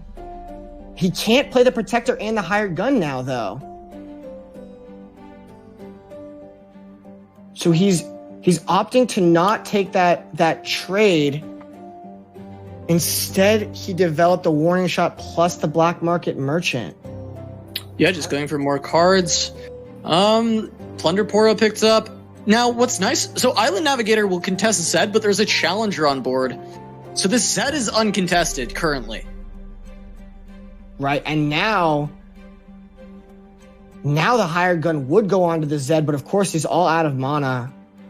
I think the warning shot into the Black Market Merchant was a little hasty. I think not utilizing that barrier. Maybe he wants to use it defensively to block the Zed, but why is Whining God not just taking an open attack with 6 units on board and 2 cards in hand? Maybe it's a scout attack here, though, and then he gets to develop the Bright Steel Protector? Oh, there's a back-to-back. This is a little spooky. Back-to-back's a great draw at this stage in the game. Yeah, and Whining God not taking the scout attack you know, recognizing that Rattling Bones has 4 cards in hand, that he wants to just get this attack in. This attack is really, really hard. I'm not even gonna sit here and think about the perfect line of attack because there's too much, and I'm not playing the game. I'm just gonna watch Winding God, see how he does it, and then we will see the result. Talk about what's going down. Because right now we see he didn't challenge the Island Navigator, which means that Winding God may be priced into a back-to-back on this turn. Yeah, I think it makes a fair amount of sense here to attack with everything. You could discuss the challenge target, but not the scout attack feels a little too greedy to me, and you need to be pushing damage. Your opponent has 4 cards in hand and is the better late game deck. So you are priced into being aggressive. So I like this all-out attack here from Winding God. He did not commit the back-to-back preemptively. That would have been a bit wild. Although it would have resulted in the Zed Shadow being much bigger. I don't, with Rattling Bones at 14, getting 6 damage in or whatever is not going to be exactly what you want. So instead, he's going to use it to save his Zed and take out that Island Navigator and give him another favorable trade and hope that he can somehow get another attack step without his board being wiped. Oh, it takes the rally. It's from the bottom though. So this rally wasn't going to be picked up, and now the hired gun actually hits Zed, which is huge for Rattling Bones. Right, it's going to shrink down on the following turn, and now he gets to use that. Oh, he gets the Rex! He gets the Rex off the top! Bones! He's got 3 in the deck. He's been waiting all game for it to happen. And now we finally see it coming down, and there's no Ranger's Resolve for Winding God. Bones finds the Rex. This is the way he wins. This is how he comes back. He clears most of the board. There's only 2 cards in hand. It's a 1 and a 2 drop. And he's got the Rex on the board. The rally as well to come down. He can swing twice on this turn. He might just find it now. Bones might bring it all the way back from the losers in the first round. And he might dethrone Winding God. Winding God, of course, won once and then was a finalist in the last week. But no, Bones has an opportunity to close this out right here, right now. I don't know if Winding God's got a shot back in it. He has to block. He can go for trades, but the rally with the Rex. He can trade 2 units away, but the Rex is surviving, and so are 2 more units, which means that an attack's coming in for 12 following this. And I don't think Winding God is going to have anything left on the board except for maybe a protege to chump the Rex again. Which is that going to be enough? It chumps the Rex, that absorbs the 7, but then he takes 5, and he is going to be alive at 2. But with no board and no cards in hand, I don't think there's any way that Winding God comes back from this. Got it. And there we go. We're going to a bracket reset. Bones from the losers. He's making the run. He's got to take on Winding God one more time to finish out the series, but another best of 3 will be on its way between these 2 players. And this has been amazing between the 2. Insanely close there in that final game. I mean, Bones was waiting all game to find that 8-drop, that Riptide Rex that turns the tide of the entire board, and he finally got it at like one of the last possible moments. He maybe could have survived another turn, but finally finding it and turning the corner there. It'll be really interesting to see these guys going head-to-head against each other again. I'm curious to see what they'll queue up first. So we are getting the full best of 3, right? You guys? Yeah, full best of 3. Format's been changed. It's the full best of 3. So I think I would expect to see the double Sejuani MF deck because that seems to prey on the Demacia Scouts list. It seems to have the better matchup. So it makes sense to me to go with that and hope to get your good matchups, right? I'm not sure what these players are thinking with what to lead with. Yeah, I mean, potentially. It did seem like it preyed on Demacia just by getting the late game and having the Riptide Flex come down and finish it off. So I'm not sure. Maybe we see the double lead. Yeah, it could be possible that we see the double lead from that Sejuani MF. I'd be interested to see what the players decide, but we will be getting that once again very soon. Oh, man. Rattling Bones. Started from the bottom, now he's here. Very first round, he loses to 4LW, and he runs all the way through the bracket, gets the reset, and he gets another crack at Winding God to try and finish this off. Yeah, he's right there. An incredible run for Rattling Bones. You love to see the drama of a player going all the way down to the losers bracket in the first round and then just running the table with everything coming together. It's awesome to see Rattling Bones having such a good sequence, and we get more games, which is always good in my opinion. Getting that bracket reset, getting another 3 high-level games to watch. There were a lot of really interesting decisions made in that game, and it was really interesting to see how those players decided to navigate those really complex turns. Yeah, and Bones, he listed his favorite archetype as Ezreal TF. He started playing that a lot more to counter the PNZ Ionia list, and he decides to play in tournament another deck to counter the PNZ Ionia list. So I am very excited to see Rattling Bones in general competing here. He had messaged me before and he said, hey man, I'm going to beat PNZ Ionia. And well, he did. And now he's got to beat another person who decided the same thing. And they're facing off in the bracket reset. Rattling Bones will be taking on Winding God. I still can't believe he's done what a few before him have not been able to, and has made the full losers run and has reset the bracket. Very, very exciting to see all the way from that first round loss. Yeah. And I think it's really interesting to see both of these players successfully targeting and beating PNZ Ionia. And this is something that you'll see in card games. When their formats are healthy, they move in cycles. Because as long as there's no clear, far and away best deck, the meta will shift. Those best decks will get, a lot of times greedier as they worry about the mirror matchups or those long extended matchups. And that opens a window, and then people start to play more aggressive decks. And then the control decks will change their lists, right? And we see the meta here moving in cycles, right? Initially, when Bald Eagle came out in the first fight night, it was preying on all these aggro decks. And then we saw War Mother's Call come out to prey on Bald Eagle. If you're going to be slow and clunky, I'm going to be slower and clunkier, right? And now we see people flipping the script and moving all the way back to the aggro lists and successfully targeting these greedy late game decks. And it really speaks to the relative health of the meta that Riot has created in Runeterra right now. Yeah, we do see a bit of a shift. I mean, what will likely happen is, if these aggro decks are beating the Azkarmas, then eventually there will be people trying to prey on the aggro decks, and then the Azkarmas will come back. So it's like you said, the cycles of the different decks, and it is very, very interesting to see. But the fact that we have no Ionia PNZ in the finals after so many people saying it didn't matter and Ionia PNZ would always be in the finals, it feels a little good. Feels a little good. It's nice to see something else. Because I'm with people. I think Ionia PNZ is too strong right now, personally. But yeah, it is quite. Guess strong. what? Got beat here today, 2 times over, and we have 2 different finalists playing the same lineup, but it is an aggressive one, and it is exciting to see that here today. I am very interested to see on the reset what deck they lead with. We talked about it briefly. We said SedgeMF might seem to be the better lead, right? Because it did seem as though the SedgeMF decks were preying on the Demacia list, and instead you kind of want to... I mean, do you just want to coin flip the mirror and hopefully it gives you enough of advantage? It looks like, yes, they do.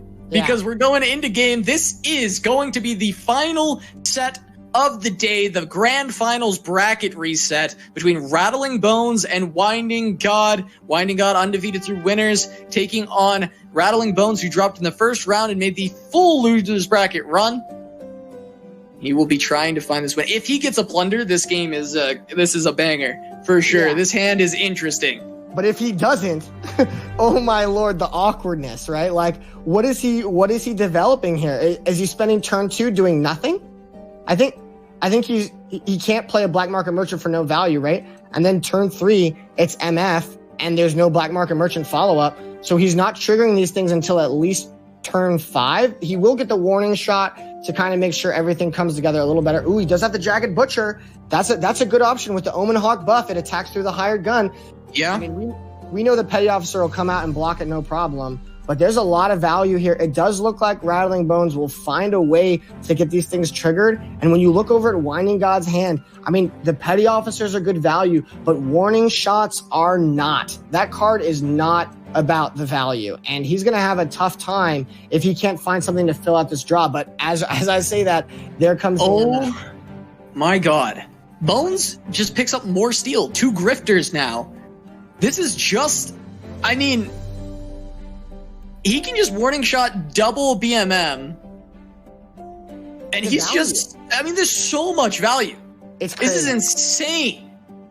Yeah, I think now that, I mean, if Bones hadn't gotten the draw to come together, if he couldn't... MF works, dude. Right. If he couldn't have triggered the black market merchants, it could have given Winding God enough time, but if Winding God doesn't find some really high value cards really soon, he is going to be in a world of hurt with all these black market merchants coming down. Not only are they going to steal a bunch of cards, but they're going to be really, really cheap. I mean, we may be seeing like a 6 mana Riptide Rex coming out here, and that would just, that's going to be brutal. So now he goes Merchant, and he's looking, so basically what this reads to me is this is going to be Warning Shot, Merchant, X on this next turn. Oh, and a Jagged Butcher. Oh, man. Oh, God. It's so much stuff.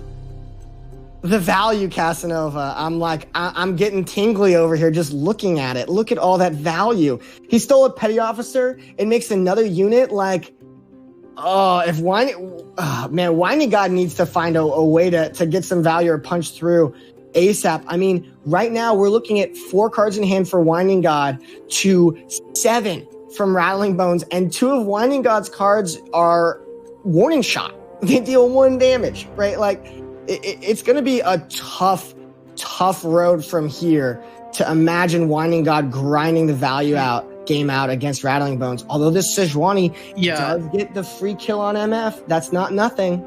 Yeah, I mean, the MF is also, 2 attacks from leveling, and there's a scout in hand, so there's like a world where Winding God wins just because he strictly had a very strong aggressive hand.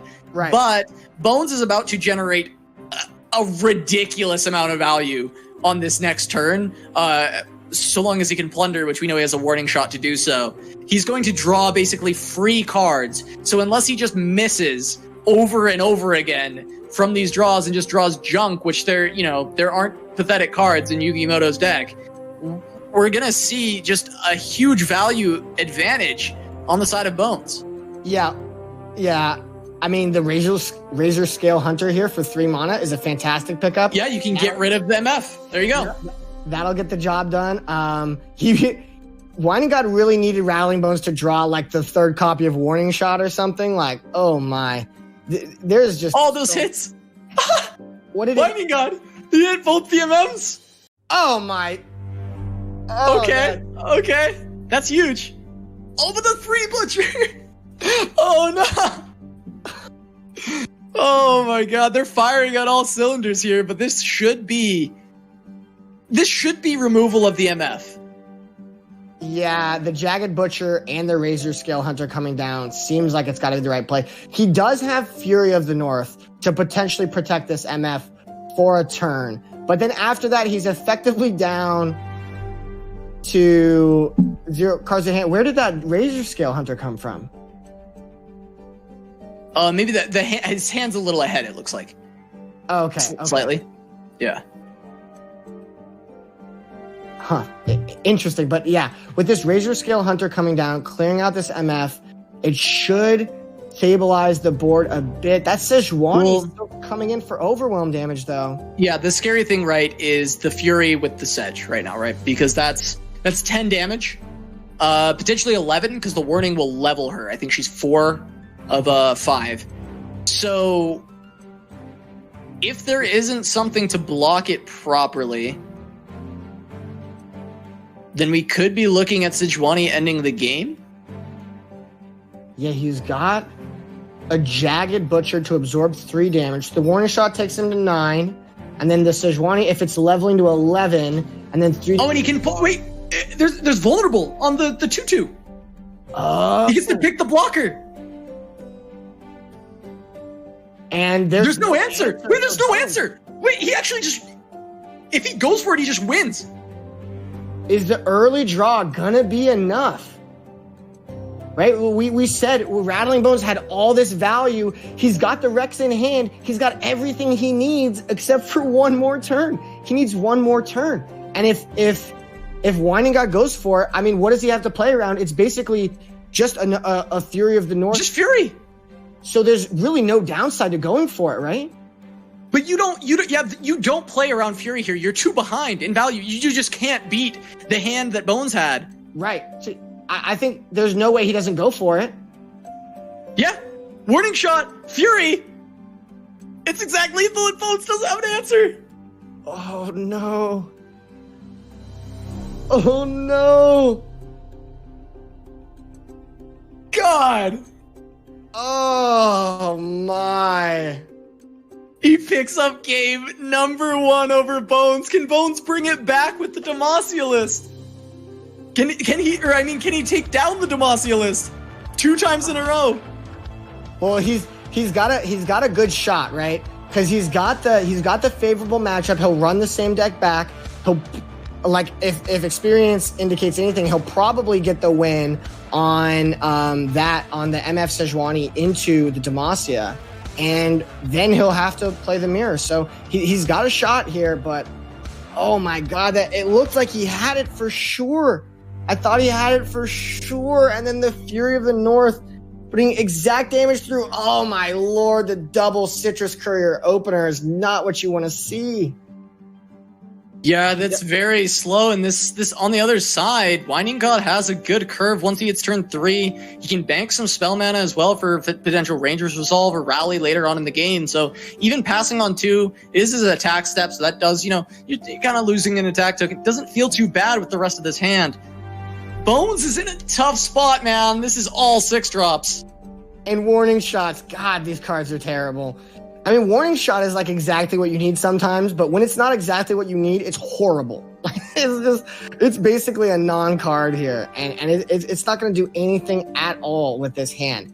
Rattling Bones is sitting at 0 cards playable this turn, except for dealing 1 damage for no value. He does have the Razor Scale next turn, at least draws a 5-drop, but he's behind on board a lot. I don't know if he's going to have the breathing room to come back from this. Yeah, I mean, leveled Zed, Rally in hand. Oh boy, that's looking tough for Bones. And he's passing here, which to Winding God, it might... I wonder if he smells the blood in the water here. I wonder if he's recognizing that there's nothing, and he tries to go for something really aggressive. Well, he's got to be thinking, right? Like, why on earth did my opponent just pass? My opponent's deck, every card except for 7 cards and Sejuani. There's 10 cards in my opponent's deck that cost 6 or more. So he just played nothing for 4 mana. Like, there's almost nothing in his deck that costs more than 4 mana. The odds that... So Winding God is just sitting there like, is my opponent's hand this blank? Is it really this empty? And yeah, he gets to just develop, but does not protect the Zed here from the Razor Scale. Instead, opting for the Concerted Strike to finish it off. That makes sense to me, right? Because then that means Grizzled Ranger can block. No, but no, it's just forcing the MF to die. It forces the MF to come in to stop the Zed from still basically demolishing his face, and he has to sacrifice the MF. Right, I guess the Brightstone Protector was going to do nothing on the Zed anyway, right? Because it was just going to get chipped off from the MF ability. So that's why he put it on the Grizzled Ranger, just in case he needed a blocker? Yes, exactly. Okay, makes sense. And now it's a defensive Sejuani here. I mean, this is not the board that Bones wants to be looking at. And the expensive early game cards that are clogged in his hand, they're not even Riptide Rex. Like, if they were Riptide Rex, at least they could impact the board right away. But these Citrus Couriers is absolutely the worst thing Bones could have had in his opener. And for anybody keeping tally at home, Bones only plays 2 in his deck. So he got the only 2 Citrus Couriers in his whole deck in his opening hand from the whole time. And they're totally unplayable and not even good in this matchup once Bones gets enough mana. Okay, so Oh, wait a minute. You go in with a big overwhelm, boy, and then you warning shot courier and go again. Does he have it here? But it's going to be the Winding God can rally. Yeah, he can rally. If it wasn't the pursuit and response, you're both dying. Who kills him first? Insane. Who kills who first? Oh, it has to be the rally here, right? He has to rally here. Does he read Citrus Courier, though? You have to, right? You have to read Citrus Courier here. He knows Bones' hand is bricked. What else could this possibly be? You pre-Fury? It has to be. He could be... If Bones had another Fury, why wouldn't he commit it already? Maybe Winding God actually just... Is he afraid of the other Fury and he clicks yes? No, there it is, yeah. There it is. Okay. But now Bones can go for the rally. But it doesn't matter. Winding God has the attack and he's dead. Is it? It's it. Winding God. He keeps it. He keeps the... Oh my God. Bones tried so hard. He made the run so far. So far. And he couldn't do it. He couldn't do it. If Bones had named his worst opening hand, I think it definitely would have contained 2 Citrus Couriers. Like, if you listed all, like here's my nightmare scenario, it would have for sure included the double Citrus Courier. Like, what a horrible draw for him. That was the favored matchup. That was what we saw winning the whole time. And with the just slow, clunky draw from Bones, Winding God able to get it done with that fast draw. It's crazy that the overwhelm on the Sejuani was so close to finishing it off, but just one action too slow. And I don't have enough words to sum up how amazing it is to see Winding God come back 3 weeks in a row and top 2 every time. This is his second win in Fight Night. He won week 1, lost to Gvuardya last week, and now he wins against Bones. But I have so much respect for Bones. He lost round 1, made the full losers run, won the first match to make the bracket reset, and then loses to Winding God in the end. But we will see both Winding God and Rattling Bones back next week, and I can't wait to see them in action again. Bones, someone that, like I was mentioning, a lot of players may not know Rattling Bones' name. You should remember it after this one, and you'll be seeing him even more next week on Fight Night Legends. I can't wait for what we have in store for you guys. Yeah, got a couple really solid players coming back. It'll be exciting to see over the next few days who else is going to be invited, and if somebody can stand up against Yugi. Gvuardya is no longer standing in Yugimoto's way. He doesn't have to worry about Kaiba anymore, right? So he's got maybe a bit of a smoother path. He can sleep a little easier on Thursday next week, and not having to worry about that. But should be a lot of healthy competition for him. Yeah. All right. Well, thank you so much for joining me, Blevins too, Topher. AG Topher, guys. Shout out to AG Topher for jumping in on the last second, taking over for Blevins because he lost his power. Thank you so much for being here, man. Thanks for participating in Fight Night Legends as well. Appreciate it. You can go throw some shout outs, man. You came on last second. You deserve it. Throw some shout outs for yourself. Yeah, well, thanks so much for having me on.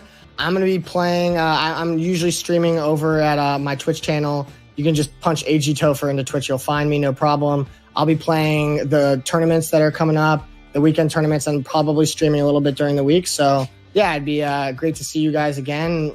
And hopefully everybody enjoyed the tournament. I think there were a lot of really good matchups. I wish I had been unavailable to fill in as Blevins number 2, but it's okay. It worked out all right for me anyway. Anyways, guys, shout outs to all the competitors. Huge shout out to Bones and Winding God. We will be seeing them back next week with another slew of competitors taking them on right here on GiantSlayerTV's Fight Night Legends. Thank you all for watching, and we'll see you guys next week.